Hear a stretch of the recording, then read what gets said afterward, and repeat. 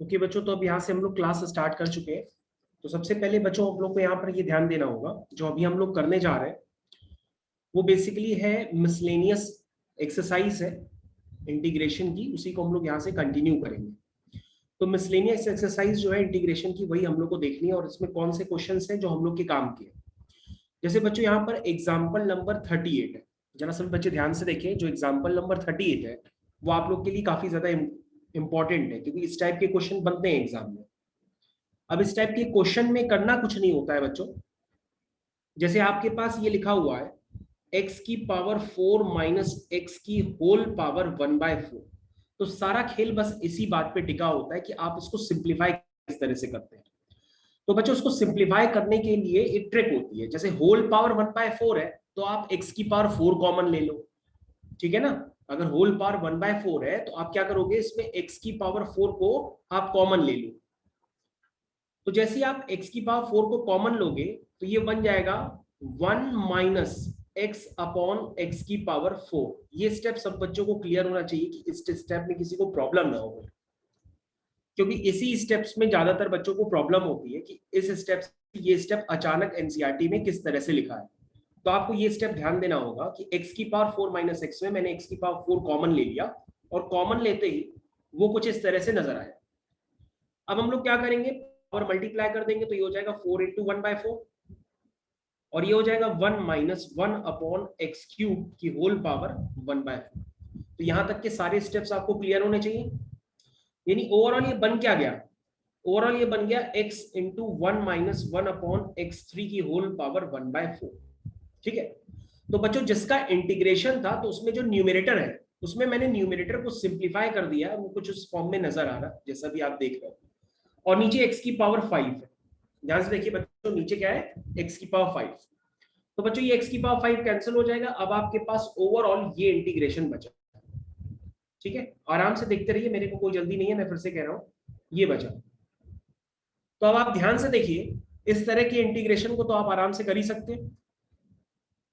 क्यों, इस तरह के इंटीग्रेशन को आप आराम से कर सकते हैं। किस तरह से करेंगे, आप कहेंगे कि सर इसमें 1 माइनस 1 अपॉन एक्स क्यूब को क्या मान लीजिए, टी मान लीजिए। और जैसे ही टी मानेंगे क्वेश्चन आपका फिनिश हो जाएगा। 1 का 0 होगा और -1/x क्यूब है तो x की पावर -3 लिख दीजिए। तो nx n-1 का वो डिफरेंशिएशन बन जाएगा। तो हो जाएगा +3 अपॉन एक्स की पावर 4। ध्यान दीजिए क्या बन जाएगा, 3 अपॉन एक्स की power 4 dx is equal to dt बन जाएगा। तो बच्चों dx अपॉन एक्स की पावर 4 का रिप्लेसमेंट किससे करेंगे आप, dt अपॉन 3 से। बोलो भाई समझ में आ गया। तो यानी कि ये फाइनली बना क्या, ऊपर वाले को आपने t मान लिया है, dx अपॉन एक्स की पावर 4 क्या हो गया, वो हो गया dt अपॉन 3 हो गया। तो बच्चों आई होप अब तो आपको क्वेश्चन करने की नीड नहीं होगी, अब तो आप रिस्पॉन्ड कर ही सकते हो कि समझ में आ गया। तो कितने लोगों को समझ में आ गया, अनुप्रीत बेटा समझ में आया तुमको? Yes sir. ओके, तो अनुप्रीत बेटा इसके आगे कर लो अब अपने आप। अदीशा तुमको बेटा मेरी आवाज आ रही है? Yes sir. ओके बेटा, तो इसके आगे करिए, आप लोग मेरे साथ साथ करते चले जाइए, मैं बहुत धीरे धीरे कराऊंगा। अब इसके आगे तो कोई क्लास भी नहीं है, तो आप आराम से करते रहिए हमारे साथ। और अगर आपको भूख लग रही है इस टाइम पे तो आप अपने बगल में कुछ खाने के लिए भी रख लीजिए, क्योंकि मैं क्वेश्चंस आपको धीरे धीरे कराता रहूंगा आराम से। तो ये हो गया 1/4 प्लस 1, 1/4 प्लस 1 कितना हुआ, 5/4 अपॉन 5/4 प्लस सी। और अब आप क्या करेंगे, यहां पर टी की वैल्यू पुट कर देंगे। तो ये हो गया 4 upon 15 times 1 minus 1 upon x की पावर 3, इसको आपने टी माना था, होल पावर 5/4 प्लस सी। तो बच्चों ये आपका आंसर हो गया। तो इस आंसर तक पहुंचने में आपको कोई कंफ्यूजन नहीं होना चाहिए, क्योंकि इस तरह के क्वेश्चंस आपके पास मिसलेनियस में अभी और भी आने वाले हैं। तो आपको ये करने का पैटर्न एकदम क्लियर रखना चाहिए। अगर आप कहोगे कि सर इस तरह का क्वेश्चन कोई और भी है क्या, बिल्कुल है, मैं आपको दिखा रहा हूं स्क्रीन स्क्रॉल करके। जरा मेरी स्क्रीन पे देखिए, ये क्वेश्चन नंबर 4 है। ये देखिए, ये क्वेश्चन नंबर 4 है, ये मैंने मार्क किया अभी आपकी स्क्रीन पे। क्वेश्चन नंबर 4 देखिए, ये भी कुछ इसी पैटर्न का है। और जो बच्चे ऑफलाइन क्लासेस में आ रहे थे तो मैंने उन बच्चों को ये क्वेश्चन कराया भी था। तो तो अभी जो जस्ट मैंने आपको क्वेश्चन कराया है उसी के कंसेप्ट को यूज करते हुए आप इस क्वेश्चन को भी बहुत आराम से कर सकते हैं। तो सभी बच्चे इस क्वेश्चन का इंटीग्रेशन करें। ये मैंने इंटीग्रेशन का साइन बना दिया और ऊपर dx लिख दिया। तो सभी बच्चे इस क्वेश्चन को इंटीग्रेट करें। जो जो बच्चे इस क्वेश्चन को इंटीग्रेट कर सकते हैं वो इंटीग्रेट करना स्टार्ट करें। सभी बच्चे जो ये क्वेश्चन नंबर 4 उनको नजर आ रहा है, पहले वो पहला वाला कंप्लीट कर ले जो मैंने जस्ट अभी कराया था, उसके बाद ये वाला क्वेश्चन सभी बच्चे करना स्टार्ट करें, तो उससे आपका कॉन्फिडेंस बढ़ जाएगा। तो ये क्वेश्चन आप देख सकते हैं, ये चैप्टर 7 मिसलेनियस इंटीग्रेशन का ही है, तो आप इसको करना स्टार्ट करिए, सोचिए नहीं।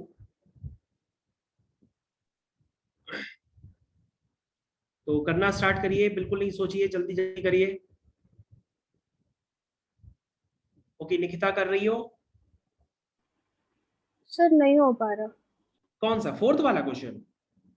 यस सर, वो इससे पहले वाला जो एग्जाम्पल था तो क्लास थोड़ी लेट ज्वाइन करी थी, वो भी नहीं समझ पाए। अच्छा, तो बोलो तो बेटा, उससे क्या होता है? तुमने लेट ज्वाइन की, कोई बात नहीं, तुम दोबारा कहोगे हम दोबारा बताएंगे। तुमको सिर्फ बोलना होगा कि सर 1 मिनट दोबारा बताइए, हम दोबारा बताएंगे। देखो अभी हमने ये वाला क्वेश्चन किया था, मैंने इस क्वेश्चन को देखो हाईलाइट करके थोड़ा सा बड़ा भी कर दिया।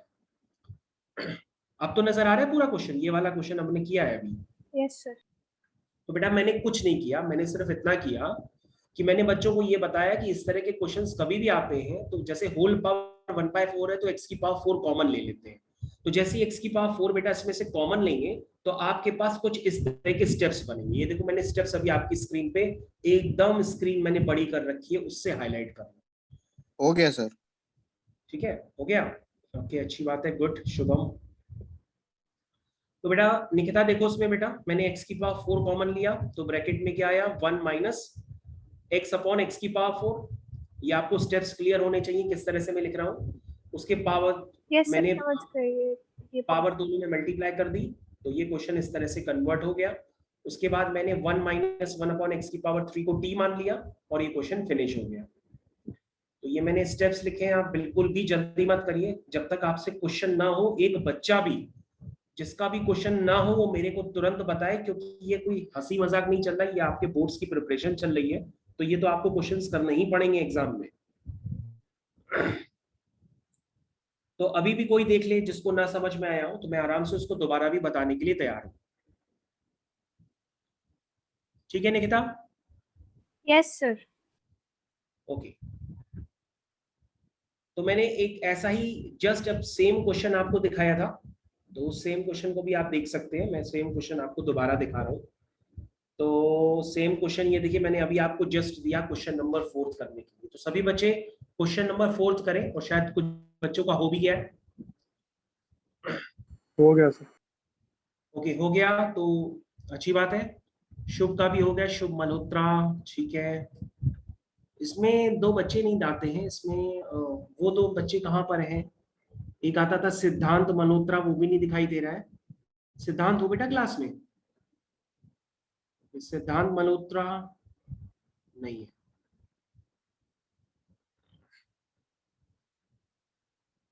ओके, कोई बात नहीं। मुस्कान हो बेटा तुम क्लास में? ओके, तुम लोग, मुस्कान ने कल भी मेरे से डाउट्स पूछे थे, उसके बाद आज क्लास में नहीं आई है। क्लास आपको करनी पड़ेगी, क्योंकि आपको जितना हम करा सकते हैं उतना आप खुद से नहीं कर पाएंगे जल्दी जल्दी, इसलिए आपको क्लास करनी ही पड़ेगी। और मैं कोई भगा नहीं रहा हूं, आप आराम से कर सकते हो मेरे साथ। इस क्लासेस को आप बिल्कुल जो है ऐसे ट्रीट करिए कि जैसे मान लीजिए ऑफलाइन क्लास चल रही है, तभी आप सीख पाओगे। ऐसे मत दिमाग में बैठाओ कि ये ऑनलाइन क्लास चल रही है। तो सबसे पहले हम इस क्वेश्चन को ज्यादा सॉल्व नहीं करेंगे, इसी में ही थोड़ा सा लिख देते हैं। तो ये क्या है? ये एक्सप्रेशन है एक्स स्क्वायर, मैं लिखना स्टार्ट कर रहा हूं, और है एक्स की पावर 4 प्लस 1 होल पावर 3/4। ये ऐसा लिखा हुआ है।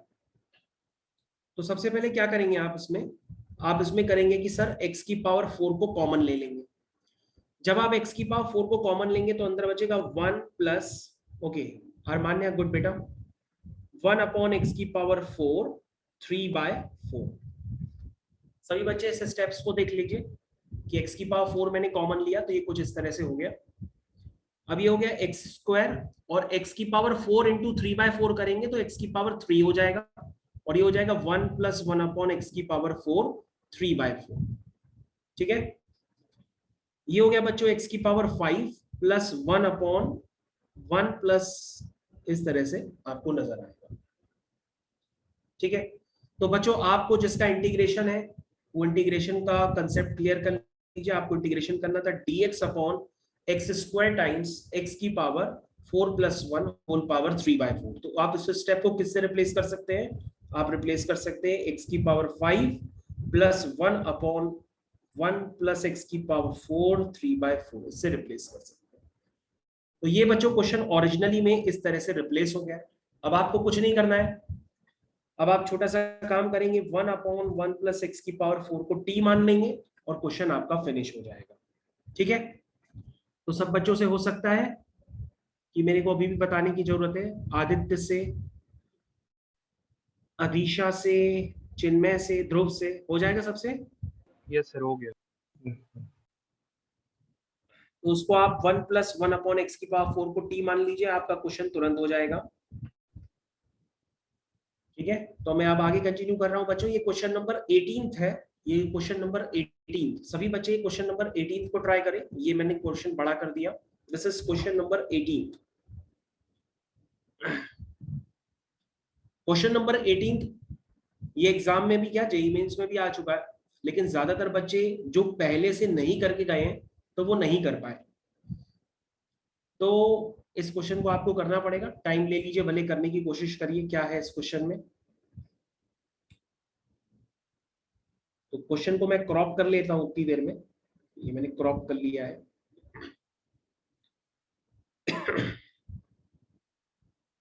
तो मैं इस क्वेश्चन को करा ही देता हूं।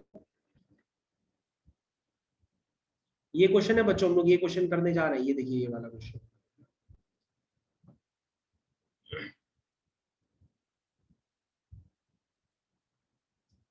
तब तक आप करना स्टार्ट करिए।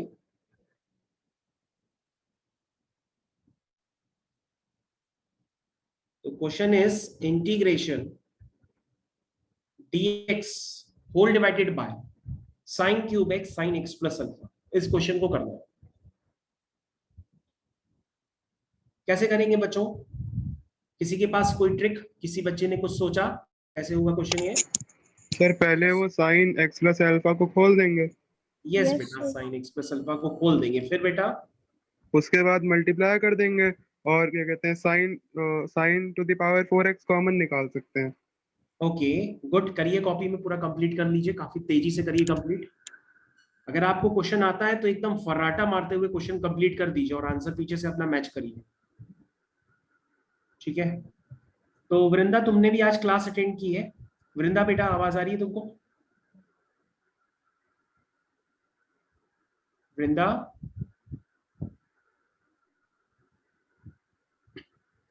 ओके वृंदा ने क्लास अटेंड की है लेकिन उसकी आवाज नहीं आ रही है, कोई बात नहीं।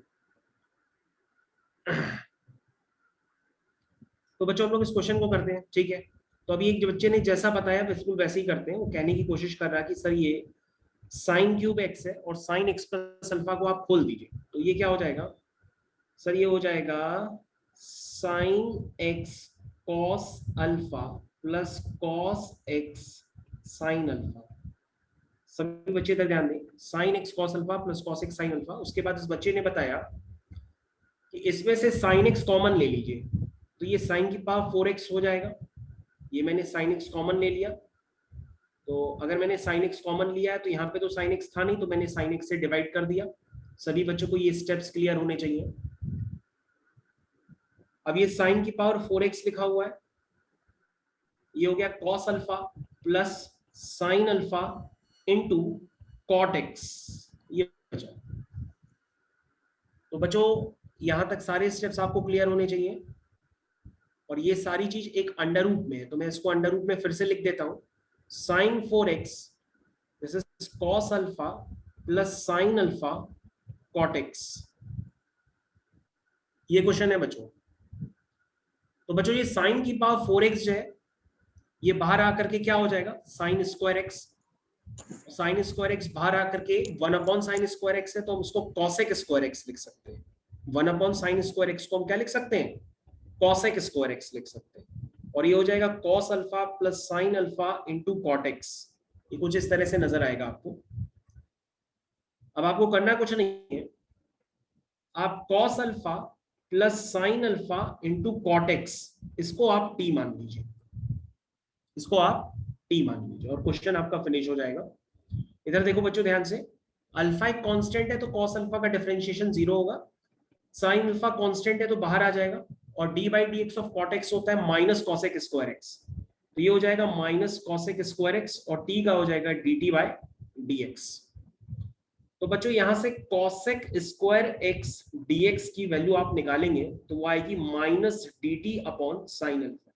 सही बच्चे ध्यान दीजिए, cosec² x dx की जब आप वैल्यू निकालेंगे तो वैल्यू निकल के आएगी minus dt by sin alpha.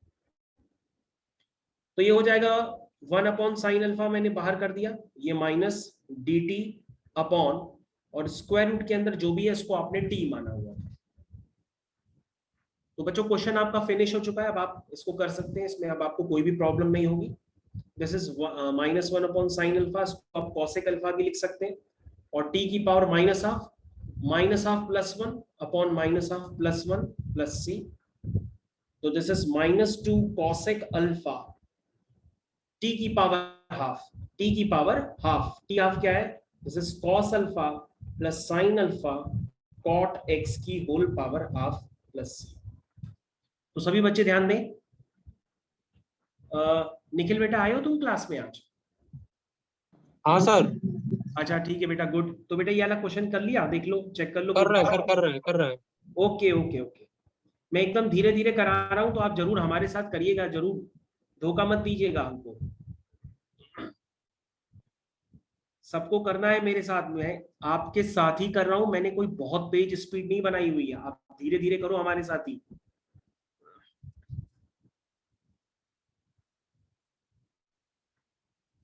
Okay, कल बच्चों ने एक प्रॉब्लम खड़ी की मेरे सामने, वो कह रहे हैं उनको बेस थ्योरम आती ही नहीं है, नहीं कर पा रहे हैं बिल्कुल भी। तो मैं ऐसा करूंगा, मैं आपको बेस थ्योरम बता दूंगा, मैं आपको एनसीईआरटी के कुछ क्वेश्चंस करा दूंगा, और आपको एक ऐसा कॉन्फिडेंस जनरेट करा दूंगा कि आप बेस थ्योरम का जो भी क्वेश्चन आएगा आप तुरंत कर लोगे। तो मैं उसमें कोई नया काम नहीं करने वाला हूँ बेस थ्योरम में, मैं आपके जो कंसेप्ट आपको बताऊंगा उसको ही यूज करके आपके सामने क्वेश्चन करता चला जाऊंगा, और करूंगा एनसीईआरटी की पूरी एक्सरसाइज कर दूंगा, उसी में से ही क्वेश्चन आ जाएगा। तो सभी बच्चे इस क्वेश्चन से क्लियर हो गए हैं? उनको किसी के तरह का कोई डाउट हो तो अभी भी बता सकते हैं। और ये क्वेश्चन आप याद रखिएगा, अगर आपको यहाँ घर से करके गए होंगे तभी आप डायरेक्ट एग्जाम में कर पाएंगे, वरना आप कर नहीं पाएंगे।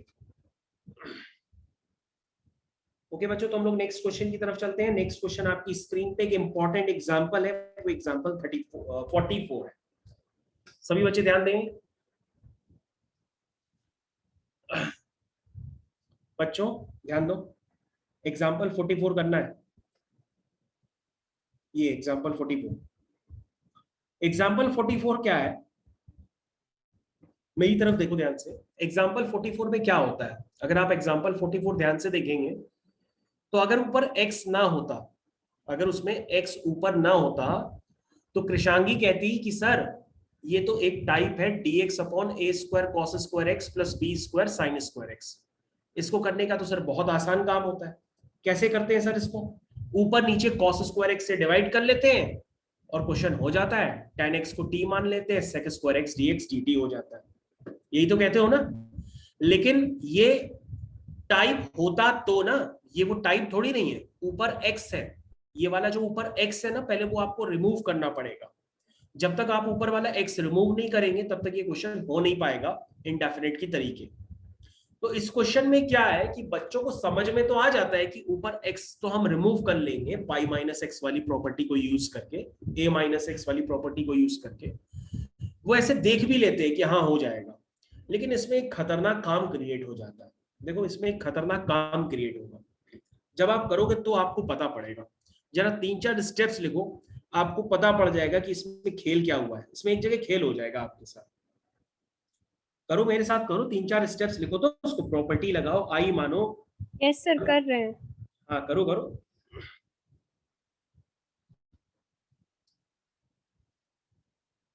ये क्वेश्चन ज्यादातर बच्चे यहाँ से सोच के जाते हैं कि ये तो हम कर लेंगे, और ये क्वेश्चन एग्जाम में आता भी है।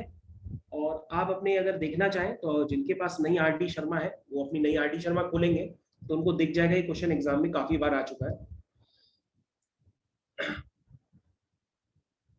तो मैंने इस क्वेश्चन को कॉपी कर लिया है और मैं आपको करके दिखाता भी हूँ। ये क्वेश्चन सिर्फ ओवर कॉन्फिडेंस में गलत होता है इजी सा क्वेश्चन, लेकिन ओवर कॉन्फिडेंस में चला जाएगा। देखिए कहाँ पे गलत होता है ये। चलो बच्चों स्टार्ट करते हैं। अब देखो धीरे धीरे देखना, जिन्होंने किया अच्छी बात है। तो स्टार्ट करें निकिता, स्टार्ट कर। Yes sir. तो बच्चों इसको हमने सबसे पहले माना आई, ठीक। उसके बाद प्रॉपर्टी लगाते हैं। तो प्रॉपर्टी क्या होती है, 0 से a, जहां जहां x है उसको मैंने a माइनस एक्स यानी कि पाई माइनस एक्स से रिप्लेस कर दिया। और बहुत अच्छी सी बात है, नीचे सारे स्क्वायर्स हैं, अगर माइनस आएगा भी तो प्लस हो जाएगा। तो उसको आप डायरेक्ट लिख लो, a square cos square x b square sine square x, ठीक है। तो प्रॉपर्टी लगाने से पहले आई, प्रॉपर्टी लगाने के बाद भी आई, क्योंकि प्रॉपर्टी यही तो कहती है कि जो 0 से a का रिजल्ट होता है वही 0 से a f of a minus x का भी रिजल्ट होता है, इसलिए दोनों आई।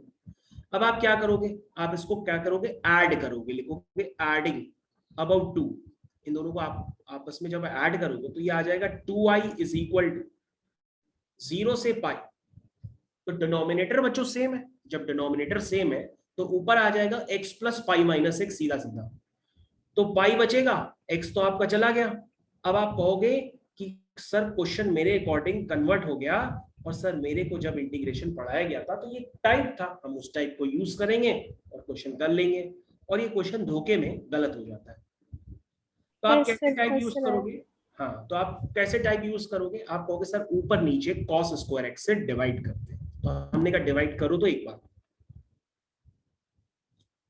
कहोगे sir 1 upon cos square x ऊपर भी आएगा, तो ऊपर सेक स्क्वायर एक्स लिख देते हैं, और नीचे सर cos स्क्वायर एक्स इससे गायब हो जाएगा और यहाँ पे सर tan स्क्वायर एक्स आ जाएगा। हमने कहा अब आगे क्या करोगे, तुम कहोगे सर कुछ नहीं, वही तरीका यूज करेंगे, tan x को t मानेंगे और sec square x dx dt में कन्वर्ट हो जाएगा। और हमने कहा t की लिमिट बताओ जरा, ये तो भैया x की लिमिट है ना, ये आपकी जो लिमिट है ये x की लिमिट है कि x जा रहा 0 से लेकर के पाई तक, हमें तो t की लिमिट चाहिए। तो तुम कहोगे सर जब x 0 है तो tan 0 भी 0 होता है, और सर जब x पाई है तो tan पाई भी 0 होता है। कहोगे ये क्या है सर, इसको तो t में कन्वर्ट किया और लिमिट हो गई 0 से 0। ये देखो इसको t में कन्वर्ट किया और लिमिट आ रही है 0 से 0, यानी जब x 0 है तो t भी 0 है, जब x पाई है तो t फिर से 0, क्योंकि tan पाई 0 होता है। तो क्या क्वेश्चन का आंसर लिमिट 0 से 0 देखते ही आंसर 0 लिख दोगे? नो, गलत हो जाएगा क्वेश्चन। ऐसा कोई क्वेश्चन नहीं होता जिसमें लिमिट 0 से 0 हो, ठीक है। तो आपको यहां पर ध्यान देना पड़ेगा, वरना आप इतनी जल्दी खुश होकर के इसका आंसर 0 लिख दोगे कि पूछो नहीं। तो यहाँ पे क्या ध्यान देना पड़ेगा कि इसका आंसर 0 यानी कि 0 to 0 मतलब अनडिफाइंड लेना है, क्योंकि भैया इंटीग्रेशन का आंसर है तो अनडिफाइंड आंसर थोड़ा ना आएगा। तो 0 से 0 तो ये तो वैलिड ही नहीं होता है। तो हम लोग क्या करेंगे, इसको थोड़ा बहुत चेंजेस करते हैं। यहाँ पे सबसे पहले जो किया आर्बिट्रेरी उसको हटा देते हैं, क्योंकि आप गलती समझ गए होंगे कि पता होते हुए भी क्वेश्चन आपका गलत हो गया। आपको लग रहा था आपसे हो जाएगा लेकिन वो गलत हो गया। अब क्या करते हैं, यहाँ पे लिखते हैं प्रॉपर्टी। कौन सी प्रॉपर्टी यूज करते हैं? तुम कहोगे सर 0 से 2a वाली कोई प्रॉपर्टी बची है, और तो कोई प्रॉपर्टी है नहीं, क्योंकि -a से a वाली प्रॉपर्टी तो यहाँ लगेगी भी नहीं, क्योंकि ये लिमिट -पाई से पाई थोड़ी नहीं है, ये तो 0 से पाई है। और फंक्शन भी आपका sir 2a minus x is equal to fx को फॉलो भी कर रहा है। हमने कहा चेक कर लो कौन सी प्रॉपर्टी लगा रहे हैं। तुम कहोगे सर ये वाली प्रॉपर्टी लगा रहे हैं, जिसको मैं अभी लिख देता हूं आपके सामने। 0 से 2a fx dx is equal to 2 times 0 से a fx dx, ठीक है। कब होती है?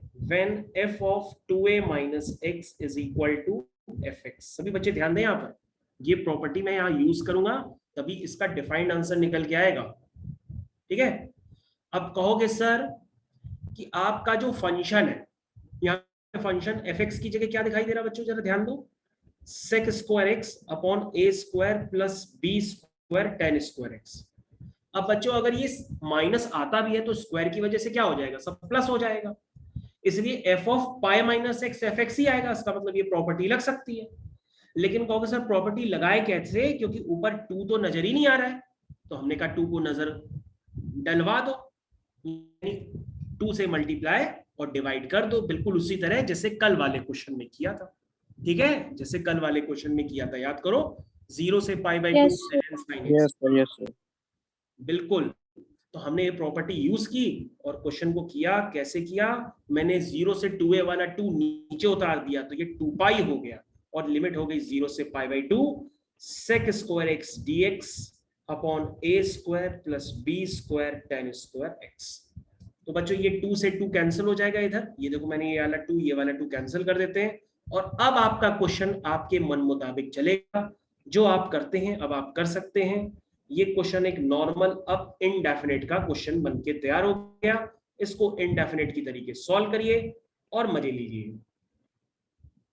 कैसे करेंगे, कहोगे सर tan x को t मानेंगे, sec square x dx is equal to dt आ जाएगा, x जब 0 डालेंगे तो t भी 0 आएगा और जब x पाई बाई 2 डालेंगे तो tan 90 क्या होता है, इंफिनिटी, तो उसकी लिमिट क्या होगी, 0 से क्या, इंफिनिटी, और sec स्क्वायर एक्स dx क्या हो गया, dt upon a square plus b square t square. ये तो यहां तक मैंने पहुंचा दिया। पहले तो आप यहां तक के स्टेप्स देखिए, आपको ये क्लियर है कि नहीं। क्वेश्चन छोटा है लेकिन आपको धोखा दे जाएगा एग्जाम में अगर आ गया तो, और ये 5 मार्क्स का क्वेश्चन में जाता है सीधा। आपको ऐसा लगेगा आप कर लोगे, लेकिन बीच में अचानक खुश होकर आंसर जीरो कर दोगे और क्वेश्चन गलत हो जाएगा। ओके, तो सब बच्चों ने यहां तक कर लिया होगा, अब आगे का काम आप कर सकते हैं आराम से। तो सभी बच्चों को पता है कि मैंने ये फॉर्मूले आपको लर्न कराए हैं। तो dx upon x square plus a square बच्चों क्या होता है, 1 by a tan inverse x by a plus c, ये होता है। ठीक है, क्लियर। आगे कर लें, खत्म करें, खत्म कर देते हैं। Yes, sir. I is equal to, इसमें क्या करोगे, कहोगे सर जितने भी फॉर्मूले होते हैं उसमें आपने बता रखा है कि एक्स स्क्वायर का कोफिशिएंट क्या होता है, 1 होता है, जितने भी फॉर्मूले।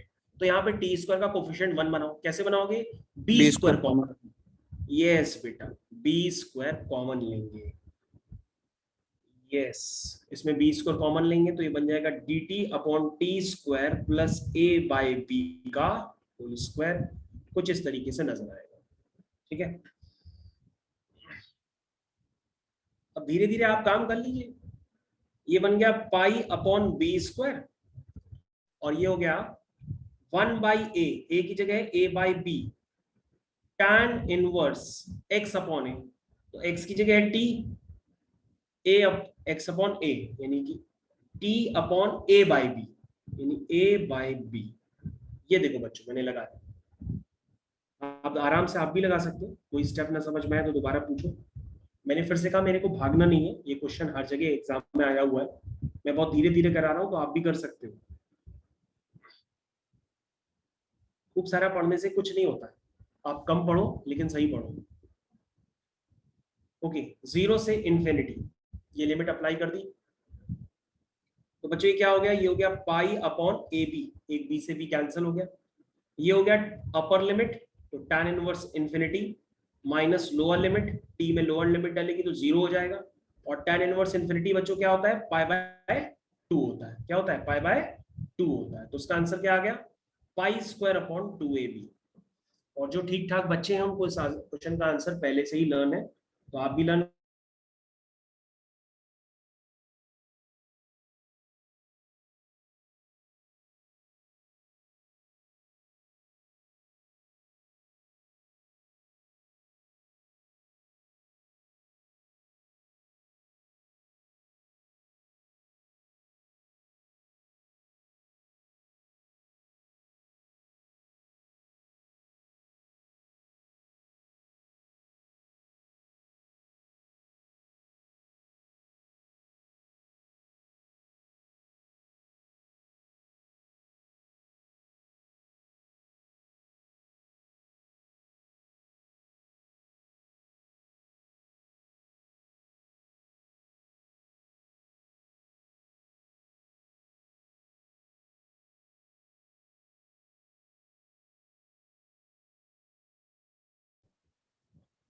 बच्चों ध्यान से देखिए, ये जो चैप्टर 7 है मिसलेनियस का, इसमें जो इंपॉर्टेंट क्वेश्चन है वो मैं आपको मार्क करा दे रहा हूँ, तो आप मेरे साथ मार्क कर सकते हो या आप बल्कि घर में ले कर लेना, ठीक है। तो मैं आपको मार्क करा दे रहा हूँ, इधर ध्यान दो मेरे साथ।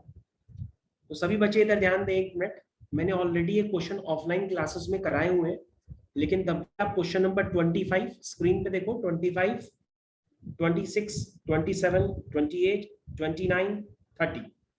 29 नहीं, 29 तो फर्जी क्वेश्चन है, वो तो कोई भी कर सकता है। तो आपको ये क्वेश्चंस बच्चों करने होंगे घर पे, और अगर 25, 26, 27, 28, 30 में मेरे से कोई क्वेश्चन पूछना है तो अभी पूछ लो, मैं आपको दोबारा भी बताने के लिए तैयार हूं। ऐसा कोई भी बच्चा जिनको इंक्लूडिंग 33 क्वेश्चन भी, जो 33rd क्वेश्चन है वो भी, मेरी बच्चों एक बार ध्यान से आवाज सुन लो। ये वाले जो क्वेश्चन अभी मैंने मार्क किए हैं एनसीईआरटी के, ये क्वेश्चन आपको 100% घर पे करने होंगे। इसमें से क्वेश्चन नंबर 30, 28 एग्जाम में कितनी बार आ चुके हैं कि हद नहीं है। अब आप चेक कर लो कि कुछ पूछना है तो बता दो, मैं बता दूंगा अभी भी। नो सर, इन्हें होमवर्क में दे दीजिए सर, खुद से करके देखेंगे एक बार। Yes sir. ठीक है, तो ठीक है बच्चों, आप लोग ये क्वेश्चन कर सकते हो। गुड, अच्छी बात है। अभी भी कोई बच्चा जिसको लग रहा हो कि सर अभी आप बता दीजिए, तो हम बता भी देंगे, लेकिन आप मार्क जरूर कर लीजिए। लेकिन अगर आपका कॉन्फिडेंस टूट रहा हो तो अभी भी आप बता दीजिए, मैं बता दूंगा, क्योंकि मैं एक ऐसा क्वेश्चन दे रहा हूं कि वो भी आपको अब करना पड़ेगा। वो क्वेश्चन नंबर है एग्जाम्पल 40। ध्यान से देखिए, एग्जाम्पल 40 अभी हम लोग करेंगे अभी आपके साथ, क्योंकि एग्जाम्पल 40 जिस तरीके से यहाँ पर किया गया है वो एकदम डिफरेंट वे है, उससे बच्चे कंफ्यूज हो रहे हैं। और ये एक इंपॉर्टेंट क्वेश्चन है, कल मेरे से एक बच्चे ने भेजा भी था, इसलिए मैं आपको बता दे रहा हूँ, क्योंकि ये इंपॉर्टेंट है, इसलिए मैं आपके से डिस्कस कर ले रहा हूँ। ये एग्जाम्पल 40 है, क्या सारे बच्चों को आता है? एग्जाम्पल 40 देखो बच्चों, मैं अच्छा अलग से लिख देता हूँ, वेट करो।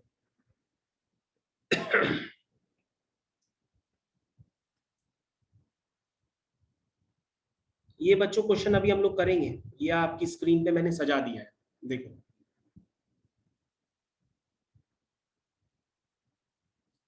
स्टार्ट करें करना? Yes sir. ओके, चलो। तो बच्चों देखो, उसको करने का तरीका क्या है।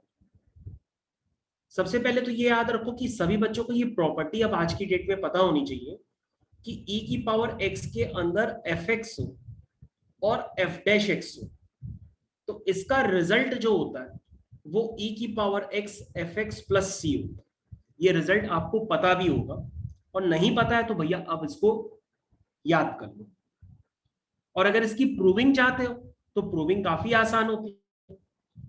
अगर आप चाहो तो मैं प्रूविंग बता दूं, क्योंकि बोर्ड एग्जाम में तो ये फॉर्म पैटर्न देख करके बनाना पड़ता है, और उसके बाद डायरेक्ट रिजल्ट हम समझ जाते हैं। प्रूविंग तो नॉर्मल ऐसे ही होती है, तो मैं आपको थोड़ा सा बता देता हूँ, फिर इस क्वेश्चन में अप्लाई कर देता हूँ।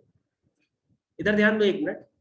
जैसे मान लो e की पावर x, सही बच्चे इधर ध्यान दें, जैसे e की power x sin x plus cos x लिखा हुआ, तो इसका आंसर मैं डायरेक्ट बता सकता हूँ, वो होगा e की power x sin x plus c। Direct बता सकता हूँ बिना सॉल्व किए, क्योंकि बच्चों ये है आपका fx और ये है आपका f डैश x, इसलिए इसका आंसर e की पावर x sin x। बोलो समझ में आया? अगर यस सर। आप ध्यान से देखें तो ये बनता कैसे है, तो उसको आप एक सेकंड के लिए देख लीजिए, क्योंकि मेरे को लग रहा है काफी बच्चे तो आए नहीं थे ऑफलाइन क्लासेस में, इसलिए उनको हवा तक नहीं लग रही अभी भी। तो सबसे पहले मैंने बताया था कि आप क्या करेंगे, आइलेट मन में सोचेंगे। आइलेट के बारे में आप सबको पता है, inverse log algebraic trigonometric exponential. तो बच्चों यहाँ e की पावर x एक्सपोनेंशियल है, तो ये सेकंड फंक्शन हो गया, और sin x आपका फर्स्ट फंक्शन हो गया। ठीक है, इस पे आप क्या लगाओगे, बाई पार्ट्स लगाओगे। तो बाई पार्ट्स कैसे लगता है, first function integration of second function minus integration बड़ा bracket d by dx of first function integration of second function bracket close dx। किसी को बाई पार्ट में प्रॉब्लम, बाई पार्ट का जो फॉर्मूला होता है मैंने वो लगाया है। कैसे लगाते हैं, first function integration of second function minus integration बड़ा bracket d by d x of first function integration of second function. और जो दूसरा वाला बच्चों इंटीग्रेशन है उसको एज इट इज लिख दो, वो है e की पावर x cos x। तो बच्चों हम लोग दूसरे वाले इंटीग्रेशन पे बाई पार्ट नहीं लगाते, जो पहला वाला इंटीग्रेशन होता है उसी पे बाई पार्ट लगाते हैं। तो जो सर्किल मैंने जहां पे इंडिकेट किया था अभी, यही दूसरा वाला इंटीग्रेशन है, इसको एज इट इज मैंने यहाँ पर लिख दिया है। ठीक है, अब बच्चों क्वेश्चन खत्म हो गया। ये e की पावर x का e की पावर x, ये sin x minus sin x का हो गया cos x, और ये e की पावर x का हो गया e की पावर x dx। ठीक है, बोलो भाई समझ में आ गया? प्लस e की पावर x cos x। अब सभी बच्चे ध्यान दें, ये वाले इंटीग्रेशन आपस में कैंसिल हो गए। अब आप फाइनल आंसर देख सकते हैं, वही आया e की पावर x sin x, जो मैं आपको बता रहा था, इसलिए मैंने आपको बताया ये होता रियलिटी में ऐसे। ओके, सभी बच्चे यहाँ पर ध्यान दें, किसी बच्चे को अगर यहाँ पर इस स्टैंडर्ड में प्रॉब्लम है तो वो मेरे को बता सकता है। किसी को बाई पार्ट की हवा तक नहीं है क्या होता है तो मेरे को बता सकता है, मैं अभी भी उसको एक्सप्लेन कर सकता हूँ।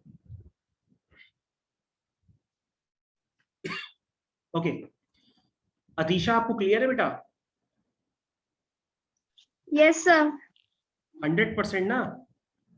Yes sir. ओके, माही बेटा तुमको व्हाट्सएप ये बताना है कि तुम्हें आता है ये बाई पार्ट्स।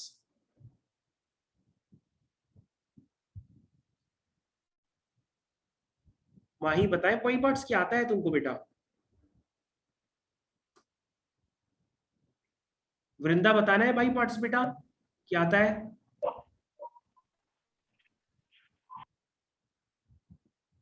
ओके, वृंदा तो जवाब ही नहीं दे रही, ऐसे लग रहा क्लास चालू करके चली गई। ओके, अनुष्का आपको क्लियर है बेटा ये क्वेश्चन स्टैंडर्ड?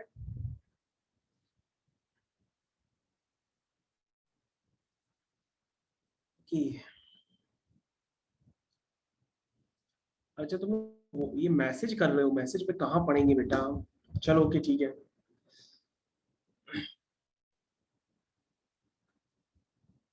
वृंदा कह रही है नो सर। अरे नो सर का क्या मतलब हुआ? मतलब बताना है क्या दोबारा? सर मतलब फिर से नहीं बताना। अच्छा तो ओके ओके ओके ठीक है। तो बच्चों अब ये वाला क्वेश्चन आप देख लीजिए, उसको हम लोग करते हैं। एनसीईआरटी का क्वेश्चन है, आपके सामने लिखा है log x, ये वाला क्वेश्चन हम लोग को करना है। log x, ये वाला क्वेश्चन स्टार्ट करें। स्टार्ट करते हैं, इसको क्रॉप करके नीचे ले आते हैं, ऊपर चला गया है ये नीचे है। ठीक, ये क्वेश्चन है स्टार्ट। तो बच्चों स्टार्ट करते हैं, कैसे करेंगे? सबसे पहले किसी को आइडिया है तो बता सकता है, वरना मैं तो करूंगा ही। log x को t मान लेते हैं। क्या मान लेते हैं? log x को t मान।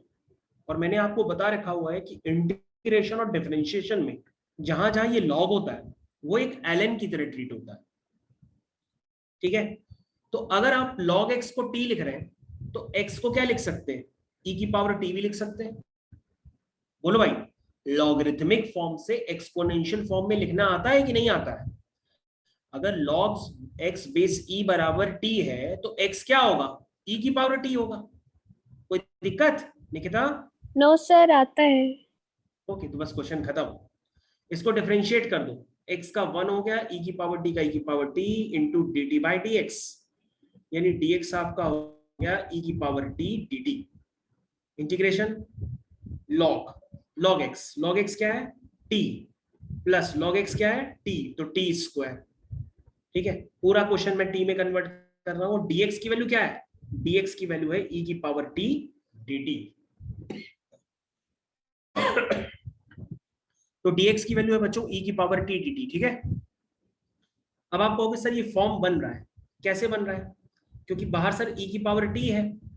अब एक स्टेप देखो सभी बच्चे, यहाँ पे ये log t लिखा हुआ है। ठीक है, हमने log t का डिफरेंशिएशन क्या होता है?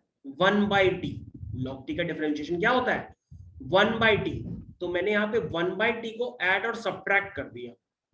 सभी बच्चे ध्यान दें, मैंने 1/t को ऐड और सब्ट्रैक्ट कर दिया ताकि मैं क्वेश्चन को एक ही स्टेप में कर ले जाऊं। अब ध्यान से देखो, ये log t और 1/t, ठीक है, dt माइनस इंटीग्रेशन e की power t 1/t minus 1/t square. सभी बच्चे जरा इस स्टेप को ध्यान से देखें, और अगर अभी कोई प्रॉब्लम आ रही तो मेरे को बताएं, चाहे वो माही हो, अदिशा हो, निकिता हो, मेरे को और बच्चों के नाम ही नहीं याद है, कोशिश करता हूं, आदित्य, अनुराग, आर्या, चिन्मय, ये वाला स्टेप देख लो बेटा, समझ में आ गया? सारांश देख लेना बेटा, समझ में आ जाए तो। बच्चों यहाँ तक क्लियर हो गया? तो अब आपका ये हो गया। Yes sir. सर हाँ बताइए बेटा जी। सर अगर एग्जाम में जैसे ln भी लिख दे या log लिख दे तो मार्क्स तो नहीं कटेंगे ना? नहीं नहीं नहीं, बिल्कुल नहीं कटेंगे, बिल्कुल भी नहीं कटेंगे अनुप्रीत, बिल्कुल नहीं कटेंगे।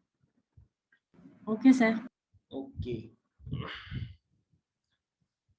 तो स्टार्ट करते हैं हम लोग आगे। इस क्वेश्चन को अब आगे कर देते हैं, खत्म ये क्वेश्चन। वैसे तो ये देखो ध्यान से, मैं एक बार में लिख रहा हूँ। इसका आंसर हो गया e की power x into f x. F x क्या है? log t। देखो मैंने एक बार में आंसर लिख दिया क्योंकि e की पावर x के अंदर फॉर्म बना है ना, एफ एक्स और f dash x. log t आपका एफ एक्स है और 1/t उसका डिफरेंशिएशन है, माइनस अगेन e की पावर t। 1/t का डिफरेंशिएशन क्या होता है? Minus 1/t square. तो हो गया e की power x into f x plus c. Question is finish now. अब t की वैल्यू जो है वो आप पुट कर दीजिए। t आपका क्या है? log x या ln x, जैसे आप पुट करना चाहें वैसे पुट कर लीजिए।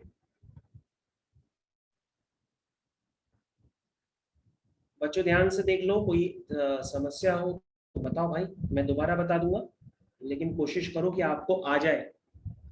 ऐसा मत सोचना कि जब सर की क्लास खत्म हो जाएगी तो हम दोबारा फिर से समझ लेंगे, ऐसा कुछ भी नहीं होगा। तो बच्चों ये क्वेश्चन हो गया। ये मैंने लॉग की प्रॉपर्टी यूज कर ली, e की पावर log बेस ex, यानी उसको हम x लिख सकते हैं, और ये हो गया log ऑफ log x या ln x भी आप लिख सकते हैं। ये हो गया x, फिर मैंने प्रॉपर्टी यूज की, तो this is 1/log x plus c। बच्चों ये आंसर आ गया। आप चेक कर लो आपको समझ में आया भी कि नहीं आया, कि आप सिर्फ देखते ही रहे और क्वेश्चन खत्म हो गया।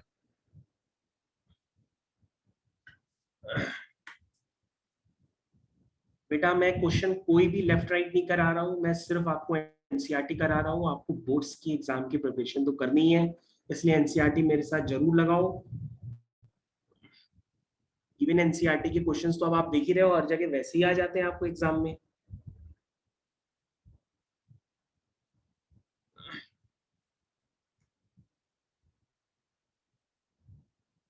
बच्चों ठीक है, आगे बढ़े? Yes sir.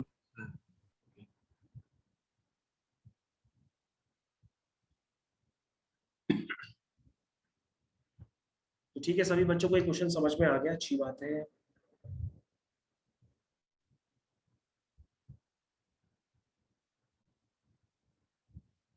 बच्चों एक क्वेश्चन है, ये क्वेश्चन आपको घर पे करना पड़ेगा, है तो एग्जाम्पल का क्वेश्चन, लेकिन आप करिएगा।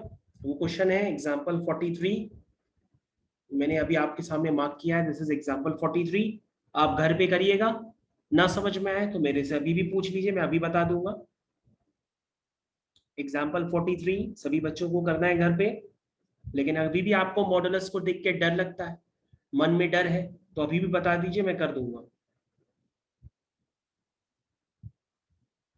आपको सिर्फ बोलना पड़ेगा कि सर कर दीजिए, मैं कर दूंगा, वरना मैं आगे चला जाऊंगा।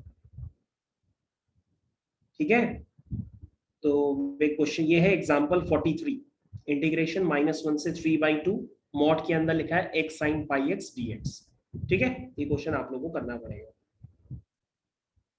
तो बच्चों हम लोग आगे कंटिन्यू करते हैं। हम लोगों ने इंटीग्रेशन पे काफी सारी मेहनत कर ली काफी दिनों तक, और ये एनसीईआरटी के पेज बदलते हुए मैं आगे बढ़ रहा हूं और सीधा सीधा चलता हूं एक क्वेश्चन पे जो काफी बार एग्जाम में चलता चला आ रहा है, उसको हम लोग सीधा करेंगे।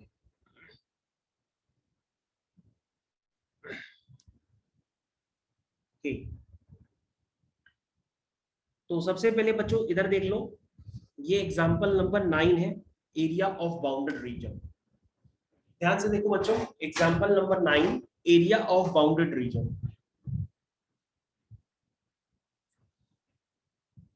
इस क्वेश्चन में लिखा रहता है यूजिंग इंटीग्रेशन। ये जरूर ध्यान दीजिएगा इस बात का कि आपको इंटीग्रेशन को यूज करके इस ट्राइंगल का एरिया निकालना है। तो आप इंटीग्रेशन को जरूर यूज करिए, बिना इंटीग्रेशन को यूज करिए अगर आप एरिया निकालते हैं तो वो गलत हो जाएगा, इसलिए इंटीग्रेशन आपको जरूर यूज करना है।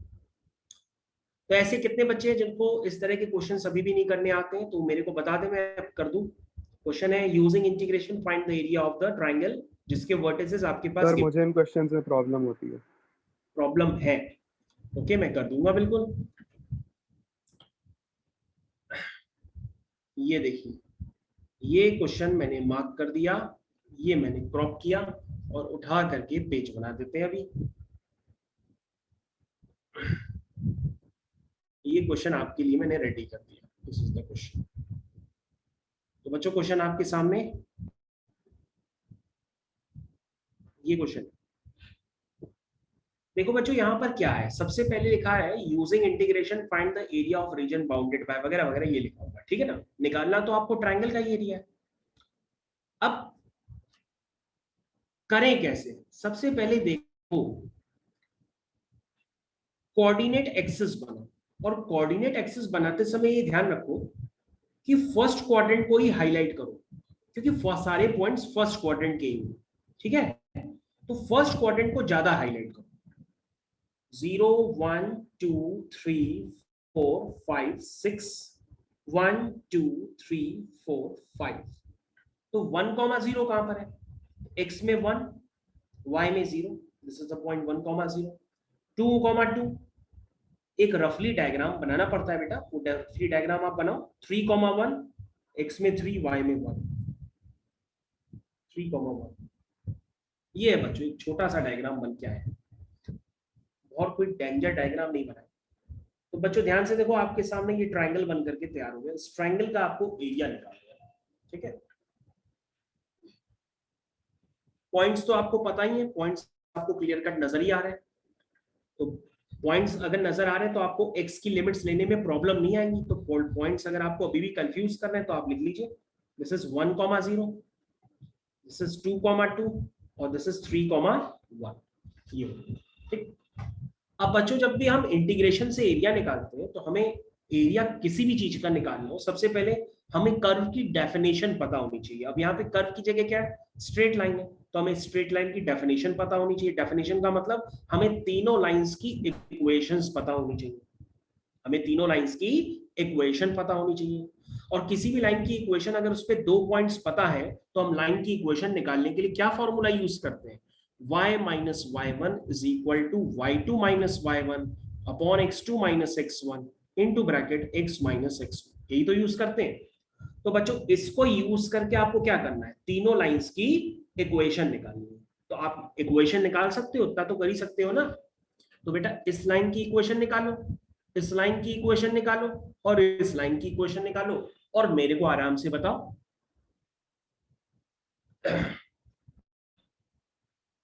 ठीक है, इतना तो कर सकते हो। y is equal to 2x minus 2। हाँ बस ऐसे इक्वेशंस निकालो, मैं इक्वेशन लिख देता हूँ, मैं यहाँ से चेक करके लिख दे रहा हूँ। एक की इक्वेशन आ रही है, हाँ 2x minus 2, बिल्कुल सही बता रहे हो, y is equal to आ रही है 2x minus 2, और दूसरी इक्वेशन आ रही है x plus y is equal to 4। Yes बेटा, उसको y सेपरेट कर लो, y is equal to 4 minus x, y के टर्म्स 4 minus 6। यस बेटा यस, 4 minus 6। उसके बाद तीसरी लाइन है 2y is equal to x minus 1, that means y is equal to 1 by 2 times x minus 1। तो मैंने equation of line passing through 2 points का concept use किया और इक्वेशन निकाल करके रख दी, ठीक है भाई। हाँ अब बेटा बाउंडेड एरिया में कंसेप्ट क्या होता है, कंसेप्ट तो वही है जो आपको पढ़ाया गया होगा। तो अगर आपको कंसेप्ट में थोड़ा सा भी डाउट है तो मैं आपके नीचे एक रफ डायग्राम पहले बना देता हूँ। बाय द वे मैंने आप लोग को सबको एक लेक्चर भी कई बार अपना शेयर किया है, अगर आपने देखा होगा तो आपको समझ में जल्दी आ जाएगा। तो जैसे आपको ये वाला एरिया निकालना है, देखो आपकी स्क्रीन पे मैंने रफ डायग्राम बनाया है। अगर आपको ये वाला एरिया निकालना है तो ये वाला एरिया कैसे निकालते हुए आपको मैंने तरीका बताया है कि ऊपर वाले फंक्शन का y माइनस नीचे वाले फंक्शन का y करते हो और लिमिट लगा देते हो, यहां से लेकर के यहां तक की लिमिट लगा देते हो। ध्यान से देखिएगा, मैं आपको दोबारा बता रहा हूं, ऊपर वाले फंक्शन का y माइनस नीचे वाले फंक्शन का y ऐसा लिखते हैं और लिमिट आप यहां से लेकर के यहां तक की लिमिट लगा देते हो, तो आपका एरिया ऑफ बाउंडेड रीजन निकल करके आ जाता है। तो वही कंसेप्ट तो यहाँ पे करना है, बस कंसेप्ट लगाते समय इस बात का ध्यान रखना है कि आपकी जो y की डेफिनेशन है वो सेम नहीं है, वो चेंज हो रही है। मतलब 1 से लेकर 2 तक y की डेफिनेशन अलग है और 2 से लेकर 3 तक y की डेफिनेशन अलग है। ध्यान से देख लो, लगातार जो आपका ऊपर वाला y है वो सेम नहीं है, इसलिए मैंने दो y अलग अलग होने की वजह से उनको सेपरेट कर लिया है ग्रीन कलर की स्ट्रेट लाइन से। ठीक है, तो अगर आप लिखोगे एग्जाम में तो कैसे लिखोगे, उसका तरीका क्या होगा निकिता? देखो, ऊपर वाला y माइनस नीचे वाला y, तो ऊपर वाला y क्या है 2x माइनस 2, ठीक है, माइनस 2x नीचे वाला minus 2 minus x by 2 plus 1 by 2. Yes yes बेटा, ऊपर वाला y माइनस नीचे वाला y। तो बच्चों देखो मैंने ये जस्ट अभी लिखा है dx और लिमिट होगी x की लिमिट है 1 से 2, 1 से 2, ऊपर वाला y माइनस नीचे वाला y। अब स्ट्रेट लाइन आधी हो, छोटी हो, पूरी हो, उसकी डेफिनेशन तो स्ट्रेट लाइन की वही रहेगी, ठीक है ना। किसी स्ट्रेट लाइन को काट दो तो उसकी इक्वेशन थोड़ा ना बदल जाती है, लाइन की इक्वेशन तो वही रहेगी पूरी, प्लस फिर से लगाओ आगे, फिर ऊपर वाला y माइनस नीचे वाला y। तो बेटा यहाँ पे देखो, ये ऊपर वाला y अब की क्या है, इधर ध्यान दो, ये ऊपर वाला क्या है, ये वाला y है, ठीक है, और नीचे वाला y क्या है, ये वाला y है, ठीक है, समझ में आया? ओके,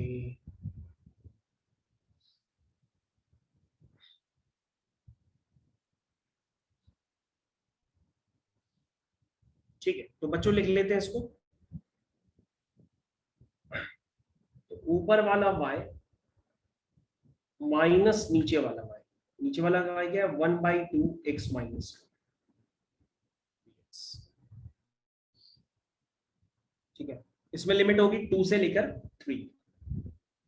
तो बच्चों अगर आप यहां तक लिख देते हो तो आपको नंबर तो मिल ही गए, ये 5 मार्क्स का क्वेश्चन है, यहां तक लिख लोगे तो नंबर मिल जाएंगे, 1.5 मार्क्स कट जाएगा फिर अगर आप आंसर नहीं निकालते हो एग्जैक्ट, 1.5 नंबर कट जाएंगे।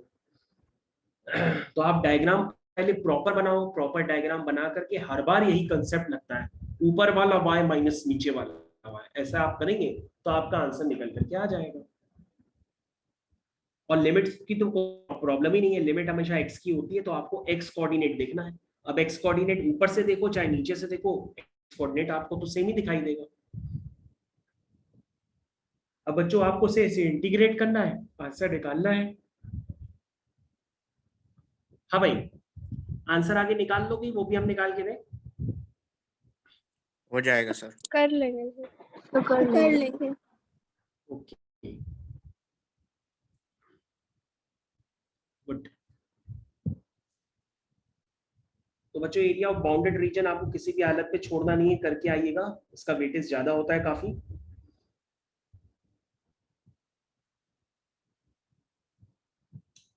तो अब हम लोग आगे कंटिन्यू करते हैं दूसरे क्वेश्चंस की तरफ। अरे वो पीछे वाला 1 मिनट दिखा दीजिए। हाँ हाँ अभी दिखाते हैं, बिल्कुल, ये लो देखो।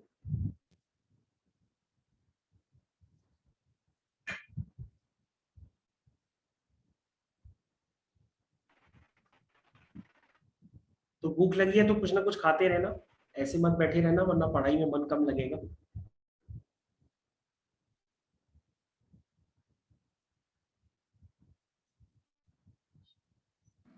हो गया सर।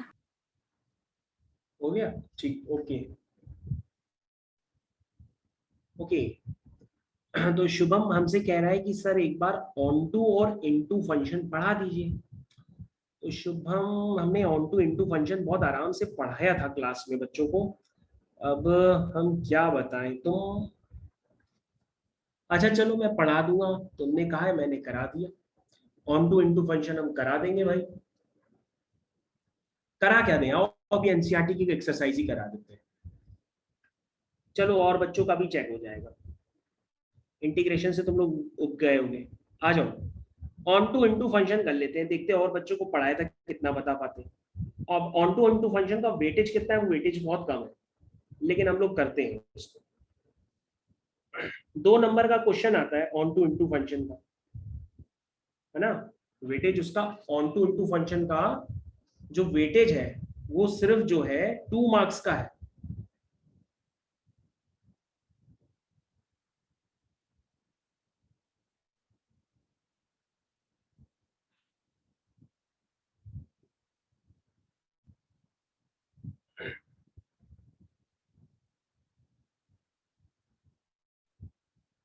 ओके तो हम लोग आते हैं ऑन टू इनटू वाले फंक्शंस वाले क्वेश्चंस पे, और सबसे पहले करके देखते हैं 1-2 क्वेश्चंस, ताकि हम लोग को समझ में आए कि ऑन टू इनटू होता क्या है। अरे ऑन टू इनटू क्वेश्चंस तो काफी इजी होते हैं, तो आप लोग ने इतने बड़े बड़े क्वेश्चंस पहले किए कैसे होंगे फिर?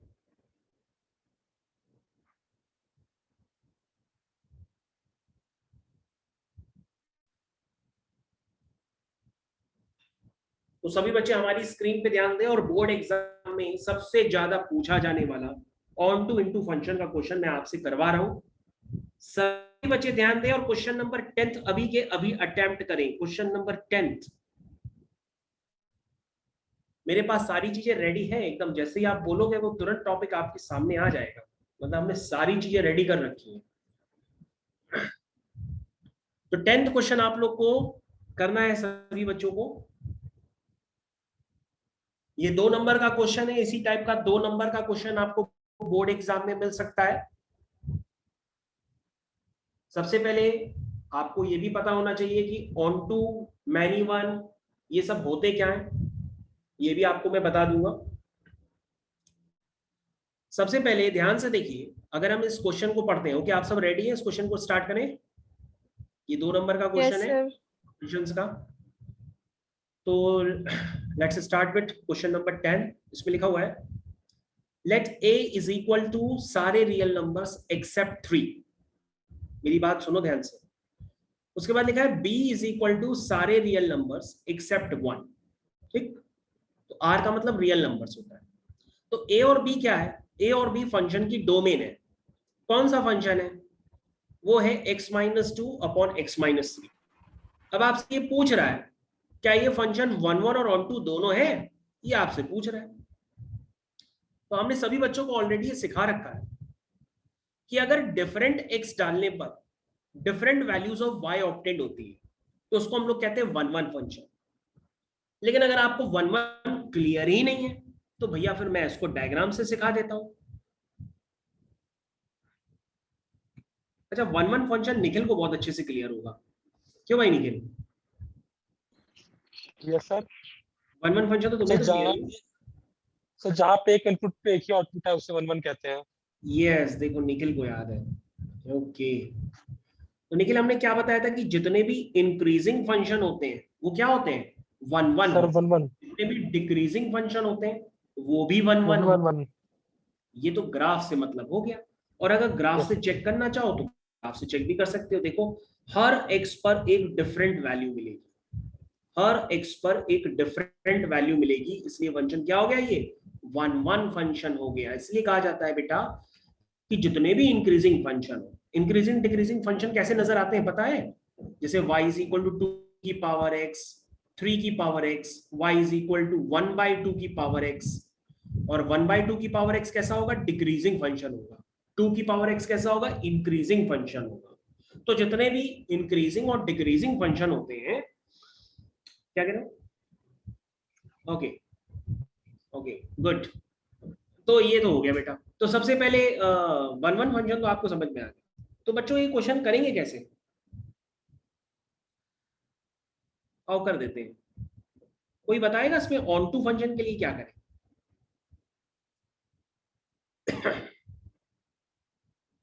कोई ऐसा है बहादुर जो बता सकता है इसमें ऑन टू फंक्शन के लिए क्या करना होगा?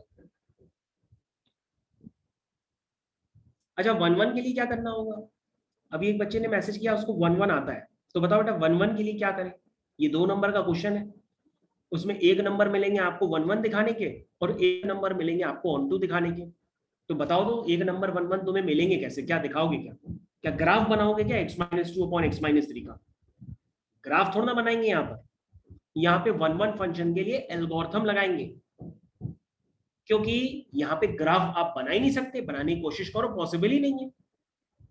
तो आप क्या लगाओगे यहाँ पे, एल्गोरिथम लगाओगे। एल्गोरिथम कैसे लगाओगे, लिखोगे fx1 is equal to fx2। ये किसके लिए आप लगाओगे, 1 1 के लिए।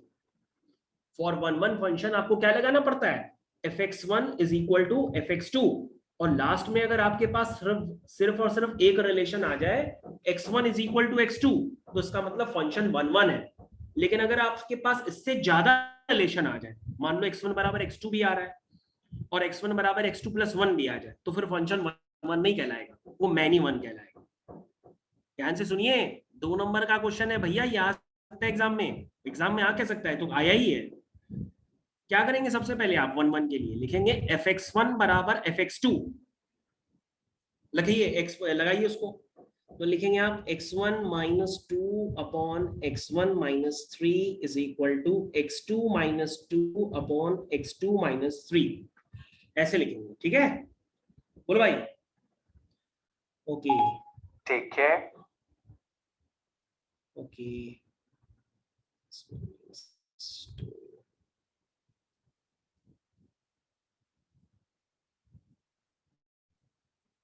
देखो भाई यहां तक समझो, हमने fx1 बराबर fx2 ये लगाने जा रहे हैं।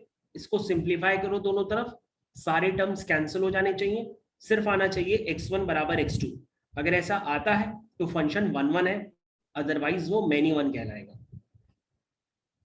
तो क्या कहती हो निकिता, x1 बराबर x2 आ रहा है इसमें? सर बस कर रहे होने वाला है। Okay okay good.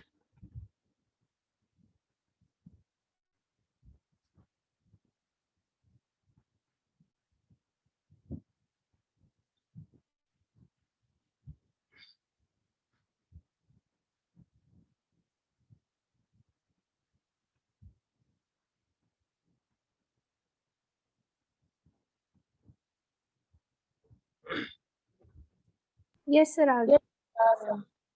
हाँ तो देखो x1 बराबर x2 आ गया, तो ये फंक्शन 1 1 है। जैसे यहां तक कर लोगे ना तो तुमको एक नंबर मिले सिर्फ। ठीक है, अब कई बच्चे कहते हैं सर हम ऑब्जर्वेशन से कर लें। अरे ऑब्जर्वेशन क्या होता है, यहाँ कोई ऑब्जर्वेशन से थोड़ा बताओगे, उसमें दिखाना है 1 1 है कैसे नहीं। यहाँ ऑब्जर्वेशन कुछ नहीं होता है, क्या वैल्यूज डाल डाल के चेक करोगे, क्या कितनी वैल्यूज के लिए चेक करोगे? ये ऑब्जर्वेशन वाला क्वेश्चन नहीं है, इसमें जब तक एल्गोरिथम से लगा के करोगे नहीं तब तक एक नंबर नहीं मिलेंगे, ये याद रखना। ग्राफ आप बना नहीं सकते उसका, तो एल्गोरिथम ही लगाओगे। ओके, अब ऑन टू के लिए क्या करें?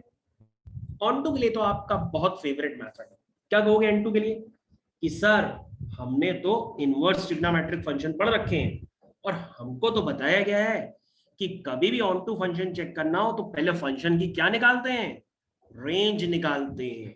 और रेंज निकालने के लिए क्या करते हैं, फंक्शन का fx की जगह पहले y लिखते हैं। क्या लिखते हैं, fx की जगह y लिखते हैं और x की वैल्यू निकालते हैं इन टर्म्स ऑफ y। बोलो भाई, याद आया? x की वैल्यू निकालते हैं इन टर्म्स ऑफ y। चलिए बच्चों, आओ बच्चों देखो, तो ये हो जाएगा yx minus x is equal to 3y minus 2। उसमें से x कॉमन ले लो, अंदर आएगा y माइनस 1, तो ये हो जाएगा 3y minus 2 upon y minus 1। तो बच्चों आपके पास x आ गया इन टर्म्स ऑफ y।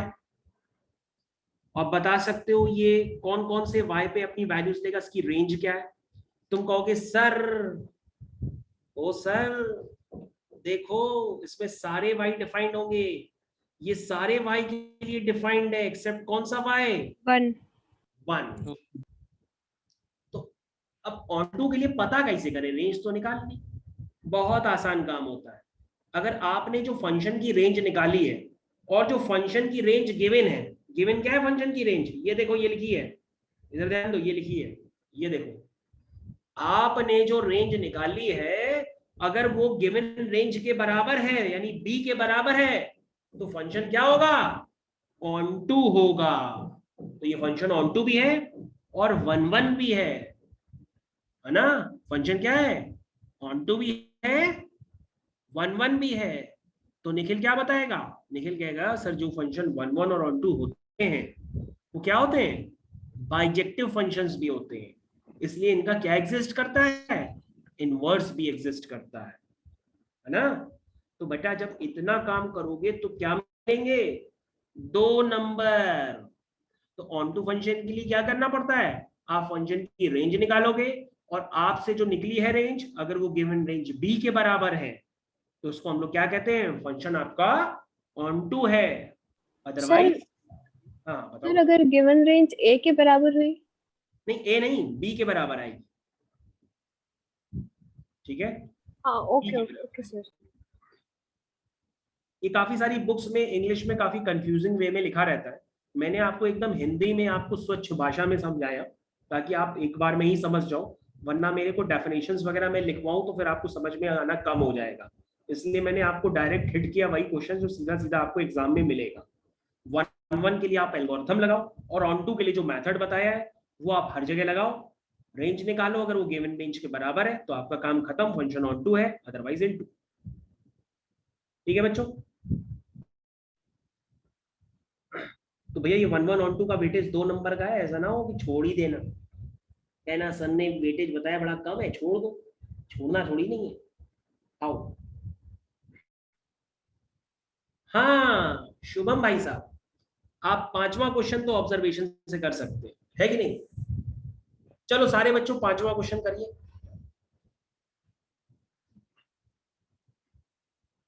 अरे सिग्नम फंक्शन तो आपका फेवरेट है, पता नहीं कितनी बार सिग्नम फंक्शन का ग्राफ बनाए हो आप लोग। Yes sir. बनाओ सिग्नम फंक्शन का ग्राफ। कौन कहता है ग्राफ नहीं आता, सबको आता है। आओ जरा बना के देखते हैं सिग्नम फंक्शन का ग्राफ, आपका फेवरेट।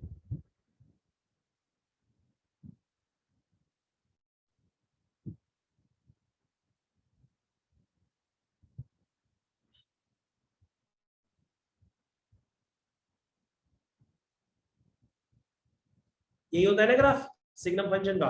Yes sir. हाँ Yes. और fx की जगह y लिख दो तो तुम्हें ज्यादा आसान पड़ेगा।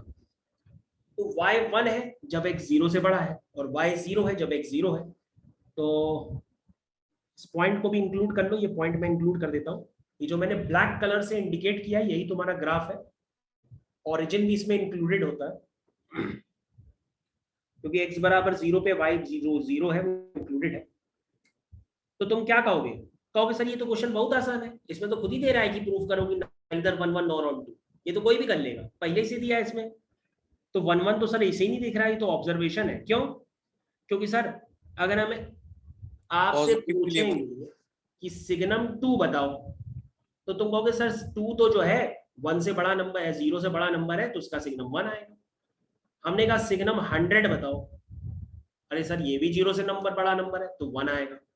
तो डिफरेंट x पर अगर डिफरेंट वैल्यूज आती तो ये 1 1 होता, लेकिन ये वैल्यूज तो सेम आ रही है तो इसका मतलब ये क्या हो गया, मैनी 1, तो 1 1 नहीं हुआ।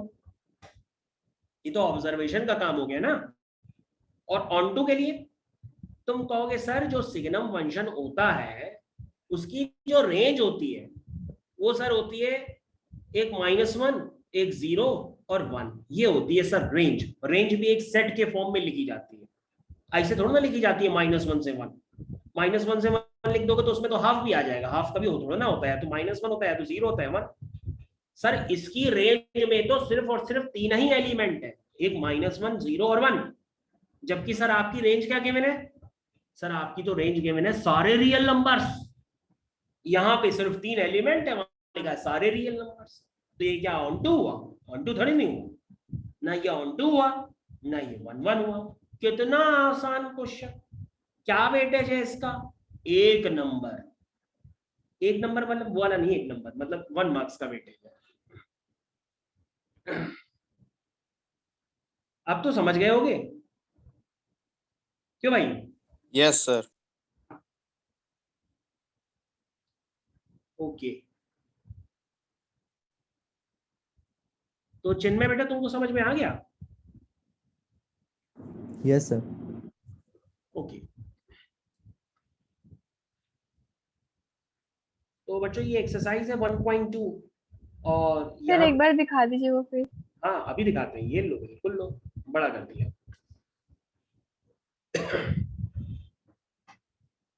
अगर आपको अभी भी लगता है कोई पॉइंट ऐसा है कि जो सर का समझ में नहीं आ रहा है तो अभी भी पूछना, मैं दोबारा बता दूंगा। मैं कहीं नहीं भागने वाला हूं, मैं बहुत धीरे धीरे पढ़ाऊंगा, क्योंकि इतने दिनों में मेरे को आपकी स्पीड वगैरह सब समझ में आ गई है।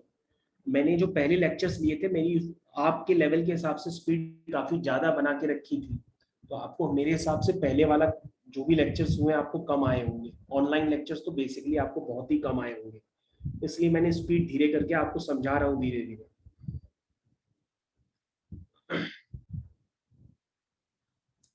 ओके निकिता, हो गया? Yes sir. ओके, तो बच्चों हम लोग एक क्वेश्चंस कर लेते हैं 1-1 और 1-2 पे, दिक्कत खत्म हो जाए।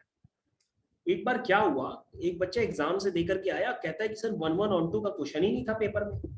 हमने कहा 1-1 और 2 का था नहीं, तो हमने उसको बताया कि भैया जो इंजेक्टिव फंक्शन होते हैं उनको 1-1 कहते हैं और जो सर्जेक्टिव फंक्शन होते हैं उनको ऑन-टू कहते हैं।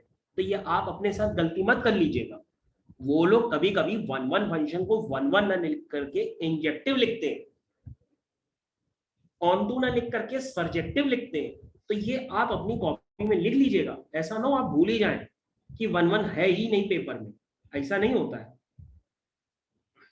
ठीक है, तो मैं लिख देता हूं कि इंजेक्शन, इंजेक्शन का मतलब क्या होता है? सुई, सुई मतलब 1-1, क्योंकि बेटा जो सुई होती है, जो इंजेक्शन होता है वो सबके लिए कॉमन नहीं होता है। मतलब एक इंजेक्शन आपको लग जाता है तो डॉक्टर उसको तोड़ के फेंक देता है, तो हर आदमी के लिए एक यूनिक इंजेक्शन बना है, इसलिए हम उसको क्या कहते हैं? 1-1, यानी कि इंजेक्शन, है ना? ऐसा थोड़ा ना किया था कि एक ही इंजेक्शन सबको लगा चला जा रहा है। ओके, उसके बाद क्या होता है? सर्जेक्शन। सर्जेक्शन का मतलब क्या होता है? ऑन टू, ऑन टू होता है। चलो, अब हम जिन जिन बच्चों से पूछे वो हमको जवाब देंगे, और जवाब सिर्फ ऑब्जर्वेशन से देना है। हाँ, एक एक नंबर के क्वेश्चन है, ऑब्जर्वेशन वाले हैं, एमसीक्यू। मतलब इसके 4 आंसर्स तो नहीं दिए हैं, बस आपको बताना है कि 1-1 है कि ऑन टू है कि दोनों है। तो जिस बच्चे का नाम ले वो मेरे को बताएगा। रेडी करें? रेडी करें? फर्स्ट क्वेश्चन, तो फर्स्ट क्वेश्चन जिस बच्चे से पूछते हैं वो मेरे को बताए, और अगर नहीं आएगा तो मैं बताऊंगा। लो, मैंने कहा मैं पूछूंगा तो तुम लोग भाग रहे हो, कैसे काम चलेगा बताओ? बताओ भाई। ओके, तो अरमानिया तुम बता सकती हो बेटा कि जो पहला वाला फंक्शन है वो 1-1 है कि ऑन टू है कि दोनों है? आपकी स्क्रीन पर है फर्स्ट वाला पार्ट। सर 1-1। ओके, अरमानिया ने कहा ये 1-1 है, और बेटा ऑन टू है? सर ऑन टू नहीं है। ऑन टू नहीं है? ओके, अरमानिया वैसे जवाब सही दे रही है। अरे भाई, क्लास का टाइम हो गया तो तुम लोग भाग क्यों रहे हो? भागो नहीं यार, धीरे धीरे पढ़ा रहे, भागो नहीं। ओके, तो चलो चेक कर लेते हैं। अरमानिया कह रही है कि सर जो डोमेन है वो सारे नेचुरल नंबर्स है ना, और रेंज है जो है वो भी सारे नेचुरल नंबर्स है। और सर नेचुरल नंबर्स कहाँ से चालू होते हैं? 1 से चालू होते हैं। कहाँ से चालू होते हैं? 1 से। तो सर अगर हम F1 निकालेंगे तो क्या आएगा? 1 आएगा। F2 निकालेंगे तो 4 आएगा। F3 निकालेंगे तो 9 आएगा, है ना? यानी कि बच्चों क्या है कि हर डिफरेंट एक्स पर वैल्यू क्या मिल रही है? डिफरेंट मिल रही है, इसलिए ये फंक्शन कैसा हुआ? 1-1। तो अरमानिया का बिल्कुल सही जवाब है, ये फंक्शन 1-1 ही है। अब चलो ऑन टू के लिए चेक करते हैं। ऑन टू के लिए चेक करें, कैसे चेक करोगे? कहोगे sir y is equal to x square लिख देते हैं और x की वैल्यू आएगी √y। अरे सर √y है, इसका मतलब y क्या होना चाहिए? 0 या 0 से बड़ा। यानी कि सर इसकी जो रेंज है वो आ रही है 0 से इंफिनिटी, लेकिन आपके पास रेंज क्या गिवन है, सारे नेचुरल नंबर्स। इसका मतलब ये रेंज के बराबर नहीं है। आपकी रेंज है 0 से इंफिनिटी, मतलब ऑलवेज पॉजिटिव, और इसकी रेंज है सारे नेचुरल नंबर्स, तो ये तो बराबर नहीं हुए ना, क्योंकि इसमें तो नेचुरल नंबर्स के अलावा फ्रैक्शंस भी तो आएंगे, रैशनल नंबर्स भी तो आएंगे, रैशनल नंबर्स भी तो आएंगे, लेकिन वो नेचुरल नंबर्स तो होते नहीं है, इसलिए ये फंक्शन ऑन टू नहीं हुआ। तो अरमान्या का जवाब बहुत शॉर्ट ड्यूरेशन में आया, लेकिन वो सही है। उसने कहा कि ये जो फंक्शन है वो 1 1 है, लेकिन ऑन टू नहीं, मतलब इंजेक्टिव है लेकिन सर्जेक्टिव नहीं है। बिल्कुल सही जवाब। तो बहुत बढ़िया। चलो भाई, अब दूसरे बच्चे से पूछते हैं। ओके, तो बेटा माही तुमसे पूछ लें। माही हो बेटा क्लास में तुम? माही बताओ बेटा, पूछे तुमसे? ओके, माही लेकिन क्लास में है, लेकिन आवाज नहीं दे रही है। चलो ठीक है, निखिल से पूछ लेते हैं। निखिल? Yes sir. हाँ, निखिल है क्लास में। ओके निखिल बेटा, तुमको थोड़ी सी हाँ मेहनत सर। करनी है और बताना है क्वेश्चन नंबर जो थर्ड वाला पार्ट है, ये 1 1 है कि थर्ड ऑटो वाला? है? हाँ थर्ड वाला। बस एक मिनट, एक मिनट। हाँ, अरे आराम से बताओ, मैं कोई जल्दी नहीं है। थर्ड वाला पार्ट बताओ। सर ये 1 ऑन 1 टू तो नहीं है? सर ये ऑन टू नहीं है? ऑन टू नहीं है? ठीक है, बिल्कुल सही जवाब। नहीं सर। तो सर ऑन टू वाला कंसेप्ट तो आपने अभी बताया भी था, तो ये ऑन टू होएगा ही नहीं। बिल्कुल सही जवाब। हाँ सर, आर रियल नंबर को रिप्रेजेंट कर रहे हैं ना? हाँ बेटा, आर रियल नंबर्स को है, तो डोमेन और रेंज देख करके आराम से सोचना, कोई जल्दी नहीं है। तो सर 1 1 तो नहीं होगा ये, क्योंकि सिर्फ है? रियल नंबर हम ले रहे हैं फिर। क्या कह रहे सिर्फ हो रियल बेटा? नंबर को लेंगे ना फिर हम, तो 1 1 नहीं होगा ये। 1 1 नहीं होगा, ठीक है, बिल्कुल सही जवाब है तुम्हारा। ना ही ये 1 1 है और ना ही ये ऑन टू है, क्योंकि 1 1 इसलिए नहीं है क्योंकि अगर हम 1 डाल दें तो 1 आ रहा है, लेकिन रियल -1 नंबर डाल से दे तो भी -1 1 डालेंगे तो भी 1 आ जाएगा। यस, इसलिए दो डिफरेंट एक्स पे y की वैल्यू सेम आ रही है, इसलिए 1 1 नहीं है। नहीं है ऑन टू है, क्योंकि रेंज बराबर नहीं आएगी, अभी रेंज निकाली भी थी ऐसे फंक्शन की। तो बच्चों आई होप आप लोग 1 1 और ऑन टू का फंक्शन का कंसेप्ट तो समझ ही गए होंगे कि किस तरह से करते हैं। सर ये जो फोर्थ पार्ट है उसमें बता दीजिए कि ऑन टू कैसे चेक करेंगे। कौन सा बेटा? फोर्थ वाला पार्ट? देखो बेटा, फोर्थ वाला पार्ट जो है उसमें ये फंक्शन जो है, जैसे तुम लिखोगी y is equal to x cube, तो x इज इक्वल टू हो जाएगा y की पावर 1/3। ठीक है, अब यहाँ पे जो y की पावर 1/3 है, जैसे हमने लिख दिया x is equal to y की पावर 1/3, इस तरह से लिख दिया, तो उसका मतलब क्या है? सबसे पहले तो ये सोचो कि कौन कौन से y पे ये वैल्यूज देगा। तो बेटा ये तो सारे y पे कोई ना कोई वैल्यू देता रहेगा, क्योंकि 1/2 की पावर 1/3 वो भी कोई वैल्यू होगी, 2 की पावर 1/3 वो भी कोई वैल्यू होगी, 8 की पावर 1/3 वो भी कोई वैल्यू होगी, 0 की पावर 1/3 वो 0 होगा। ये कुछ ना कुछ वैल्यूज तो हर जगह देता ही रहेगा, लेकिन ये जो भी वैल्यूज देगा उसमें क्या ये सारे नेचुरल नंबर्स ही देगा क्या? तुम कहोगे नो सर सर। नहीं, ये नेचुरल नंबर्स हर केस में तो नहीं देगा। तो ये देगा तो वैल्यूज, लेकिन वो सारे नेचुरल नंबर नहीं हो सकते, इसलिए इसकी जो वैल्यूज आ रही है वो सारे नेचुरल नंबर्स के बराबर नहीं है। इसका तो ये मतलब ये ऑन टू नहीं फंक्शन होगा। ऑन टू नहीं हुआ। ओके बस सर। इतना ऑब्जर्वेशन लगाते हैं। ये सिर्फ ऐसे ही छोटे छोटे क्वेश्चन है एक एक नंबर के, ताकि आपको अच्छी ग्रास्पिंग आ जाए। लेकिन बच्चों एग्जाम में जो क्वेश्चन आएगा वो मैंने आपको टाइप अभी दिखाया था, वो किस तरह से दिखेगा। एग्जाम में क्वेश्चन नंबर 10th टाइप का दिखेगा आपको, तो क्वेश्चन नंबर 10th के लिए तैयार रहिएगा। एग्जाम में आपको क्वेश्चन नंबर 10th टाइप के क्वेश्चन दिखाई देंगे, ठीक है? Yes sir. ओके,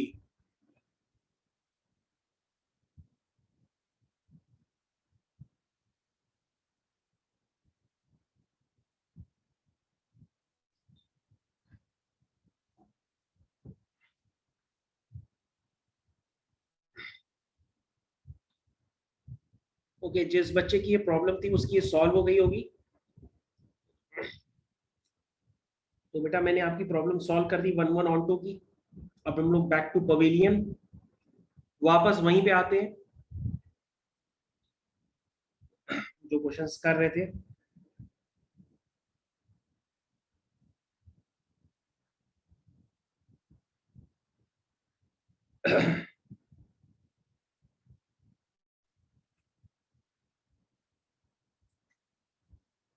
तो बच्चों यहाँ पर एक क्वेश्चन है, वो क्वेश्चन नंबर 12 है। ये एग्जाम का क्वेश्चन है, आप लोग ट्राई करके देखिए। क्वेश्चन नंबर 12, सभी बच्चों को ये क्वेश्चन नंबर 12 करना है। अपना ट्राई करिए क्वेश्चन आराम से, बिल्कुल धीरे धीरे आराम से कॉपी में बनाइए। देखिए आपसे अगर हो जाए तो बहुत अच्छी बात है। सर क्वेश्चन नंबर एक्सरसाइज कौन सी है? Page number 376, miscellaneous, chapter 8, NCERT part 2। NCERT part 2 miscellaneous exercise chapter 8,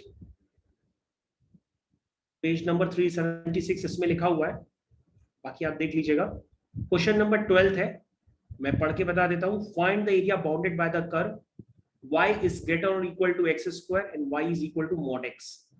सभी बच्चे ईमानदारी के साथ कॉपी पेन खोले, पेंसिल उठाएं, धीरे धीरे करें, करने की आदत डालिए, वरना आपसे क्वेश्चंस हो नहीं पाएंगे एग्जाम में। भाई आपको मेहनत कितनी देर करनी है, हमारी साथ ही तो मेहनत करनी है ना, बाकी घर पे ना करिएगा, आप हमारे साथ तो करो कम से कम।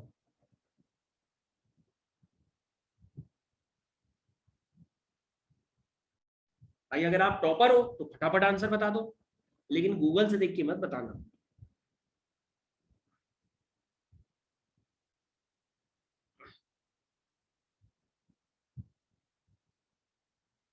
मैं क्वेश्चन क्रॉप कर देता हूं।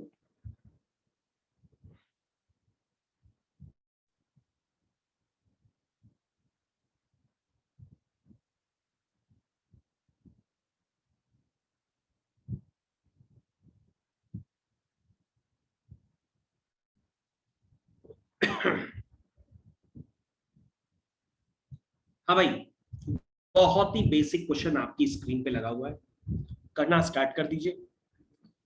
Find the area bounded by the curve this.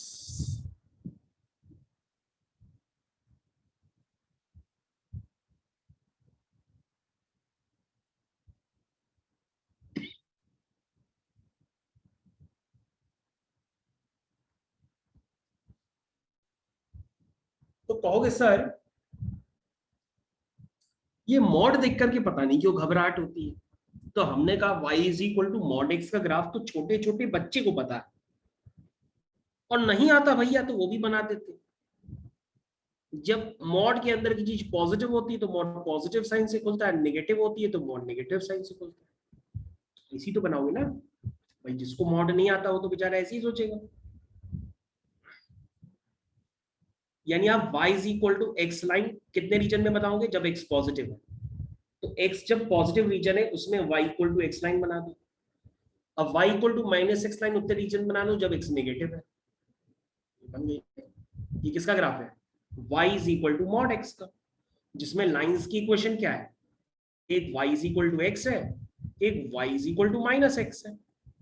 अब तुम्हारे मन में क्या है कि sir x square is equal to y का ग्राफ बनेगा तो, लेकिन वो कहां से पास करेगा नहीं करेगा पता ही नहीं पड़ रहा। अरे भैया नहीं पता पड़ रहा तो सॉल्व कर लो। y is equal to x square और y is equal to x, इन दोनों को सॉल्व कर लो तो x square is equal to x आ जाएगा। यानी x square minus x is equal to 0, यानी कि x times x minus 1 is equal to 0। इसका मतलब x इज इक्वल टू 0 और x इक्वल टू 1। x 0 है तो y 0 है, और x अगर 1 है तो y भी 1 है। तो उसका मतलब ये सिमेट्रिकल टाइप ग्राफ है। बनाना चाहो तो बना देता हूं, ये ग्राफ है। कहां से पास कर रहा है, 0,0 से, 1,1 से, -1,1 से, ये ग्राफ है। अब आप कहोगे सर बाउंडेड एरिया कौन सा ले, बाउंडेड एरिया कौन सा ले, हमने क्या लिखा है देखो, y इज ग्रेटर और इक्वल टू एक्स स्क्वायर। अगर y पे ग्रेटर का साइन होता है तो मैंने बताया था ग्राफ के ऊपर का पोर्शन लेते हैं, है ना। तो ग्राफ आपका क्या है, y is equal to x square, उसके ऊपर का पोर्शन कौन सा है, ये है ऊपर का पोर्शन। देखो मैं कलर कर रहा हूं, ये ऊपर का पोर्शन, देखो ये ऊपर का पोर्शन है। लेकिन ऊपर के पोर्शन में लेना कौन सा पोर्शन है, वो वाला पोर्शन लेना है जो लाइन के साथ बाउंडेड हो। तो लाइन के साथ बाउंडेड पोर्शन कौन सा है, यही तो है। और इस तरफ और इस तरफ है, दो तरफ है। बिगड़ गया, मैं दोबारा बना देता हूं। चलो भाई दोबारा बना देता हूं, देखो। लेकिन आप सीख जाओ भाई, कब सीखोगे नहीं तो। ठीक है, तो बाउंडेड एरिया दोनों तरफ है, उसको शेड कर देते हैं। इधर भी है उधर भी है, ये शेड कर दिया। एक तरफ का निकाल के डबल कर देना, दोनों तरफ का आ जाएगा। सिमेट्रिकल ग्राफ है ना। यस सर, हो गया 1/3। देखो एक बच्चे ने निकाल लिया, कि निकिता ने निकाला।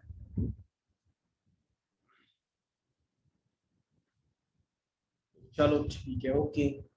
तो स्टार्ट करते हैं बच्चों। कैसे करेंगे, कैसे करेंगे, ऊपर वाला y माइनस नीचे वाला y। बच्चों इधर ध्यान दो, इस वाले पोर्शन पे बच्चों ध्यान दो। ऊपर वाला y क्या है, y is equal to x. नीचे वाला y क्या है, कर्व का y। तो ऊपर वाला y है x माइनस नीचे वाला y क्या है, एक्स स्क्वायर। ठीक है, dx लिमिट क्या होगी 0 से 1। और इस आंसर को निकाल के डबल कर दो। और अभी अभी निकिता ने इसका आंसर बताया है।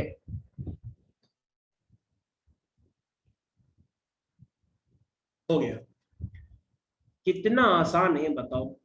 कौन कहता है area of bounded reason tough. और भैया आपके पास तो डिलीटेड पोर्शन आ रहा है, उसमें तो सारे स्टैंडर्ड कर्व यूज होंगे। तो स्टैंडर्ड कर्व्स तो बहुत आसान होता है ट्रेस करना, वो तो कोई भी ट्रेस कर सकता है। बस आपको ये कंसेप्ट क्लियर हो कि आप इंटीग्रेशन से एरिया लिखोगे कैसे। ऐसा ना हो कि आप एरिया ही नहीं लिख पाओ। कई लोग जो है वो उल्टा सीधा भी बताते हैं, कहते हैं सर ट्रायंगल बना लीजिए, ट्रायंगल में से सर्किल का एरिया माइनस कर दीजिए। पता नहीं नई नई चीजें बताते हैं, वहां पे ट्रायंगल का एरिया इंट्रोड्यूस करते हैं, सर्किल का इंट्रोड्यूस करते हैं। वो सब नहीं करना है, इंटीग्रेशन यूज करनी है। क्योंकि चैप्टर का नाम ही है area of integration of bounded regions. बोलो भाई, ठीक है। Yes sir. Yes sir. तो तुम लोग थक गए होगे, कहोगे सर दिन की क्लास होती है, बड़ा अजीब लगता है। नहीं सर, वो 15 मिनट थोड़े ऊपर हो गए तो। हाँ 15 मिनट सर। ऊपर हो गए? नहीं 15 मिनट कहाँ हुए, क्लास का टाइम कितने बजे तक है? सर 2:45। सर उस सुबह सीडीडी सर का मैसेज आया था, तो उन्होंने बताया था कि उसमें लिखा हुआ था 2:45 तक लेंगे आप क्लास। लेकिन इसमें तो हमने देखा कि अभी जो सुनो टाइम टेबल में 3:15 3:15 तक है टाइम। हाँ टाइम टेबल के अकॉर्डिंग चल रहे हम तो, ना चलें क्या? 45 वो सीडीडी सर ने सुबह लिखा था ना। अच्छा, टाइम टेबल के अनुसार ना चले, बस करें। थक गया तो छोड़ दे, पर उसमें नहीं सर, अब आप देखिए फिर हम क्या होता। हाँ सर, हमारे से क्या होता है। नहीं पढ़ना है तो पढ़ाएं भाई, थक गया तो छोड़, मैं भी क्या करना, जैसा बताओ। नहीं सर, पढ़ ले। पढ़ा दीजिए 15 मिनट। ओके, तो बेटा हम पढ़ाने जा रहे हैं, बड़ा इंपॉर्टेंट काम करते हैं। आ जाओ, कर देते हैं तुम लोग के लिए अभी। ओके, तो बच्चों एरिया के क्वेश्चन अब आपसे होने चाहिए। ऐसा ना हो कि आप एग्जाम में एरिया का क्वेश्चन ना करके आओ और सारी मेहनत खराब कर दो।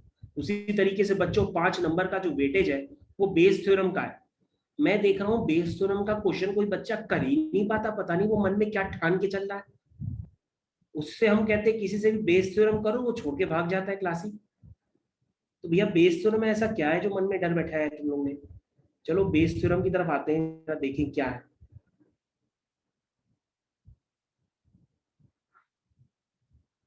आओ जरा, सबसे पहले बेस थ्योरम का एक छोटा सा क्वेश्चन उठाते हैं आज।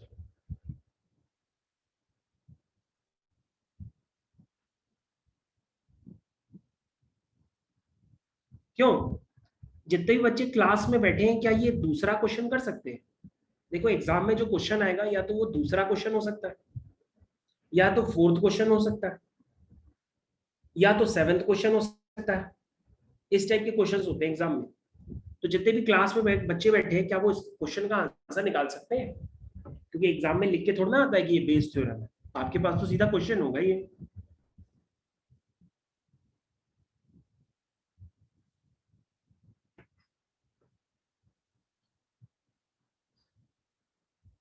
कोई है निकालने वाला? Yes. सर ट्राई कोशिश करो। पता है बेस थ्योरम तो हम आप ऐसी होती है कि एक लाइन में ही आंसर समझ आ जाता है कि एक लाइन में ही लिखो, लेकिन मैंने बच्चों की हालत बहुत खराब देखी है बेस थ्योरम में। तो आप कोशिश करिए भैया ये 5 नंबर का क्वेश्चन आपका गलत ना हो जाए।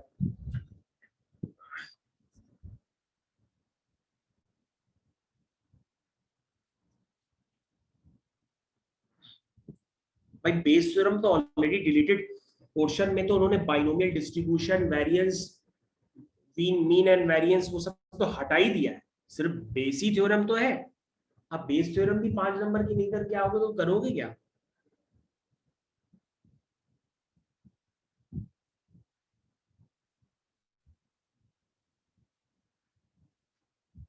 हाँ भाई देखो, या अगर आपको नहीं आती बेस थ्योरम तो मैं आपको, मेरे को सिर्फ 2 या 3 टर्न का टाइम दो, मैं आपको बेस थ्योरम ऐसे ही समझा दूंगा कि बड़े से बड़ा क्वेश्चन भी आप ऐसे तुरंत कर लोगे। देखिए लिखा क्या है क्वेश्चन में, चलो क्वेश्चन अच्छा पढ़ ही लेते हैं आप लोग के साथ। क्वेश्चन में लिखा है एक बैग है, उसमें 4 रेड और 4 ब्लैक बॉल्स है, ठीक है, 4 रेड और 4 ब्लैक बॉल्स है, ठीक है। और एक दूसरा बैग है, उसमें 2 रेड 6 ब्लैक बॉल्स है। One of the 2 bag is selected at random and ball is drawn from the bag which is found to be red. तो क्लास में जितने बच्चे बैठे हैं वो मेरी बात अभी ध्यान से सुने। अगर क्वेश्चन यहां से लेकर के यहां तक आता है तो वो क्वेश्चन होता है टोटल प्रोबेबिलिटी का। किसका होता है? टोटल प्रोबेबिलिटी का।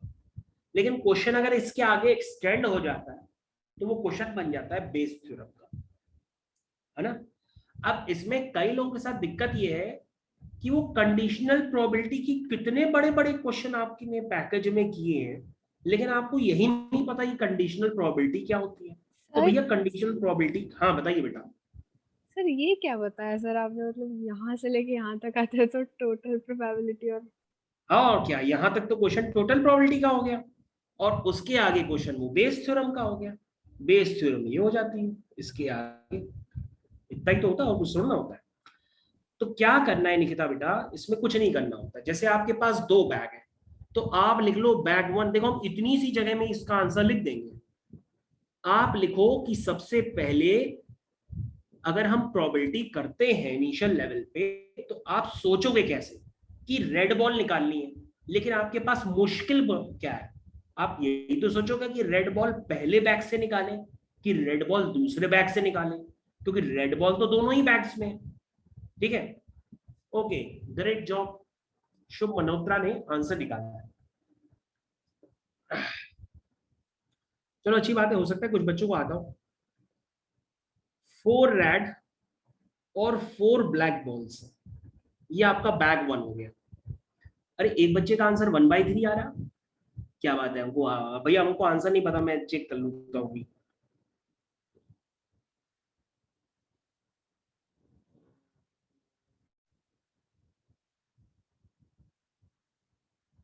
तो बच्चों इसका आंसर है 2/3। जो सबसे पहले जिस बच्चे ने आंसर बताया था उसका सही था। तो बच्चों ये बताओ, आपके पास पहला बैग है वो आपके सामने है, दूसरा बैग है वो भी आपके सामने है।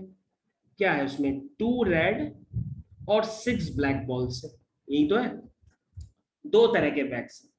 तो सबसे पहले आप क्या लिखोगे? एक ऐसी इवेंट जज करोगे कि पहले आप बैग को क्या करो? सेलेक्ट करो। बैग को क्या करो? सेलेक्ट करो। तो यहाँ पे बच्चों 2 बैग्स हैं। अगर हम पहले बैग को सिलेक्ट करेंगे तो उसकी प्रोबेबिलिटी हाफ होगी, और दूसरे ब्लैक को सिलेक्ट करेंगे तो उसकी प्रोबेबिलिटी भी हाफ होगी। तो इस बात को हम लोग कैसे लिखते हैं? अगर आपने थोड़ी बहुत बेस थ्योरम की होगी तो आप इसको लिखते हो PE1 is equal to PE2 is equal to half, ऐसी तो लिखते हो। E1 क्या है? एक ऐसी इवेंट जिसमें हम पहला बैग चुनते हैं। E2 क्या है? एक ऐसी इवेंट जिसमें हम दूसरा बैग चुनते हैं। तो पहले बैग चुनने की प्रोबेबिलिटी क्या हुई? 1/2। दूसरा बैग चुनने की प्रोबेबिलिटी क्या हुई? 1/2। और बच्चों ए एक ऐसी इवेंट है जिसमें हम क्या करते हैं? रेड बॉल निकालते हैं। तो ए के आगे क्या लिख दोगे? Drawing a red ball. क्या लिखोगे? Drawing a red ball. अब आप रेड बॉल निकालोगे कैसे? कहोगे सर रेड बॉल पहले बैग से भी निकाल सकते हैं, दूसरे बैग से भी निकाल सकते हैं। तो इसको कैसे रिप्रेजेंट करोगे? कंडीशनल प्रोबेबिलिटी से। क्या लिखोगे? PA/E1। इसका मतलब रेड बॉल निकालो जब पहला बैग लिया है। भाई कंडीशनल प्रोबेबिलिटी जानते हो ना? तो PA/E1 का मतलब क्या होता है? यही तो होता है कि रेड बॉल निकालो जब पहला बैग लिया है। तो कैसे लिखोगे? पहले बैग से रेड बॉल निकाला, यानी कि उसका आंसर हुआ 4/8। 4/8 का मतलब 1/2। फिर PA/E2 निकालो, ठीक है? तो उसका मतलब क्या हुआ? रेड बॉल निकालो जब आपने दूसरा बैग लिया है, तो उसकी प्रोबेबिलिटी क्या हुई? 2/8। 2/8 का मतलब क्या हुआ? 1/4। सबसे पहले आप लोग ये बताइए, अभी तक जितना बताया वो समझ में आया? बोलो भाई, यहां तक समझ में आया? Yes sir. ना समझ में आया तो वो बता दो। तो इसमें बच्चों क्वेश्चन ऐसे ही होते हैं। पहले आपको बैग सेलेक्ट करना होता है, क्योंकि आप डायरेक्ट रेड बॉल नहीं निकाल सकते हो। पहले आप बैग सेलेक्ट करोगे। अगर मान लो यहाँ 3 बैग होते तो किसी एक बैग को चुनने की प्रोबेबिलिटी 1/3 होती।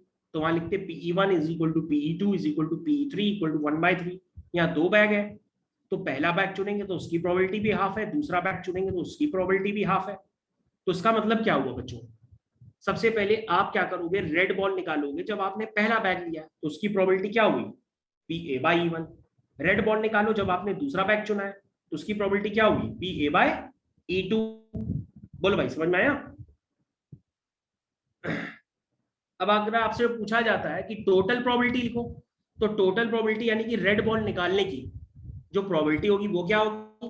तो आप कहोगे sir PE1 × PA/E1 plus PE2 × PA/E2। ये क्या हो गई? आपकी टोटल प्रोबेबिलिटी।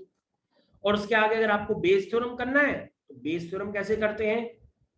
आपसे पूछा गया है कि उसकी क्या प्रोबेबिलिटी होगी कि रेड बॉल पहले बैग से ही निकली हो। तो आप क्या करोगे? PE1 × PA/E1 को ऊपर लिखोगे और नीचे डिवाइड कर दोगे PE1 × PA/E1 plus PE2 × PA/E2। तो उससे आपका आंसर निकल करके आ जाएगा।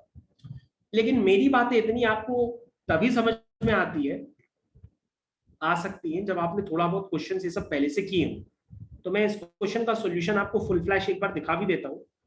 ये इस क्वेश्चन का सॉल्यूशन है, अगर आप देख लीजिए इस तरह से मैंने किया हुआ है। ये बैग 1 बैग 2 ये सॉल्यूशन आपके सामने इंडिकेट है, आंसर तक निकला हुआ है। आप एक बार बस चेक कर लो उसको। आप बिल्कुल घबराइएगा नहीं, आज मैंने पहला ही क्वेश्चन किया है, अभी मैं और भी आपको बताऊंगा। लेकिन पहले आप ये समझिए कि पहले क्वेश्चन जो मैंने अभी किया है इसमें क्या आपको दिक्कत आ रही है, पहले तो वो बताओ मेरे को। ओके, तो ध्रुव का आंसर भी मैच कर गया है।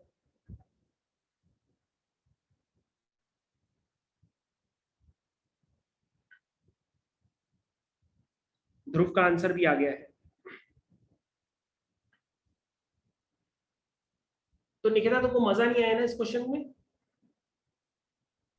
सर अब कुछ घुस नहीं रहा है मेरे दिमाग में। अच्छा, अब तो थक गई हो, या तो हम लोग कल भी डिस्कस कर लेंगे, ऐसा कुछ नहीं। तुम बोलो तो इतनी देर में कि सर मजा नहीं आया। जब बोलोगी मजा नहीं आया तो हम फिर दोबारा कराएंगे, कल करा देंगे। ओके, वृंदा को भी समझ में नहीं आया होगा फिर तो। वृंदा तुम्हें आए हैं?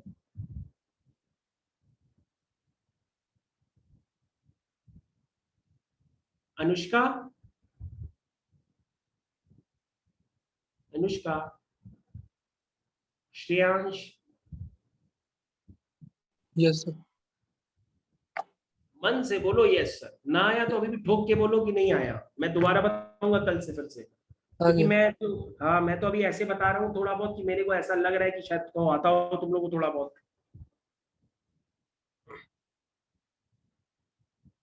कोई बात नहीं, मैं आपको कंडीशनल प्रोबेबिलिटी एक बार सिखा दूंगा, उसके बाद मैं बेस थ्योरम आपको दोबारा बताऊंगा और आपको एक ऐसी स्टेज पे भी ले जाऊंगा कि आपसे ये 5-5 नंबर के क्वेश्चन जल्दी जल्दी होने लगेंगे। तो निकिता, तुमको मेरी आवाज आ रही है तो मेरी बात ध्यान से सुनो।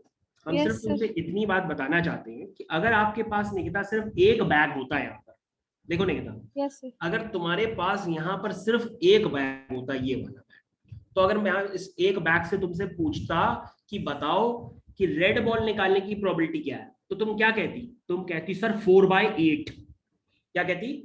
4/8। 4/8 का मतलब क्या हुआ? 1/2। 1/2. तो बेस थ्योरम क्यों बनी है बेटा? क्योंकि बेस थ्योरम इसलिए बनी है क्योंकि यहाँ रेड बॉल सिर्फ एक बैग से नहीं निकलनी, एक बैग से निकलनी होती तो फिर तो कोई बात ही नहीं थी, बेस थ्योरम का फॉर्मेशन ही नहीं होता। बेस थ्योरम तभी बनती है जब यहाँ पे एक बैग नहीं हो, एक से ज्यादा बैग हो। जैसे यहाँ पर 2 बैग हैं आपके सामने, इसलिए आपको पहले बैग को भी कंसिडर करना होता है, दूसरे बैग को भी कंसिडर करना होता है ना? तो आप क्या करेंगे? पहला बैग चुनेंगे, फिर दूसरा बैग चुनेंगे और बैग चुनने के बाद रेड बॉल निकालेंगे। और कंडीशनल प्रोबेबिलिटी ये कहती है कि अगर आपको कंडीशनल प्रोबेबिलिटी ये कहती है कि अगर आपको पहले बैग को चुना है तभी आप रेड बॉल निकालो। उसको हम रिप्रेजेंट करते हैं PA/E1 से। PA/E1 का मतलब क्या हुआ कि A रिप्रेजेंट करता है रेड बॉल और E1 रिप्रेजेंट करता है पहला बैग। तो आपने रेड बॉल निकाली जब पहला बैग चुना है तो उसकी प्रोबेबिलिटी हुई 4/8। उसी तरीके से आपने रेड बॉल निकाली जब आपने दूसरा बैग चुना है तो वो हो गई 2/8। अब निकिता इसमें करते क्या है, अगर हम PE1, ये टोटल प्रोबेबिलिटी का फॉर्मूला होता है निकिता।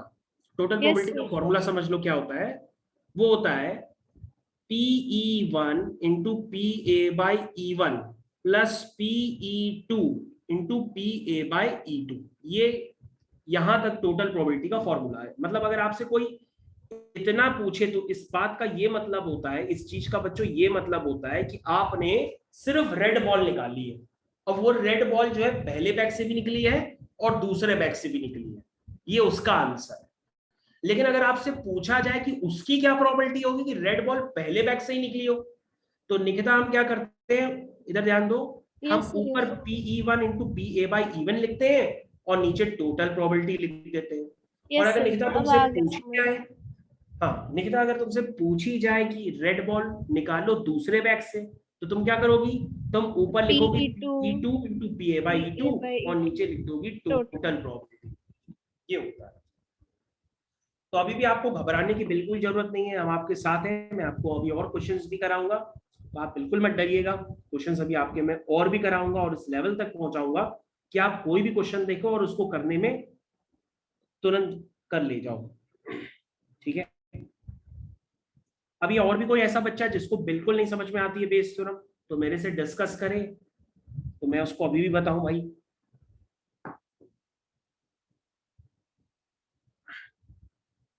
अब बच्चे कह रहे हैं अरे सर आपने तो 3.25 भी क्रॉस कर दिया। अच्छा चलो बस करते हैं। अच्छा बच्चों, आज की क्लास अब ओवर करते हैं, हम लोग अब कल पढ़ते हैं। ठीक है? Okay sir. Yes, thank you, sir. Okay बच्चों, धन्यवाद, Thank bye you, bye. sir. Thank you sir. Welcome बेटा। Thank you sir. Okay Armanya. Thank you, sir. Okay बेटा। Thank you sir.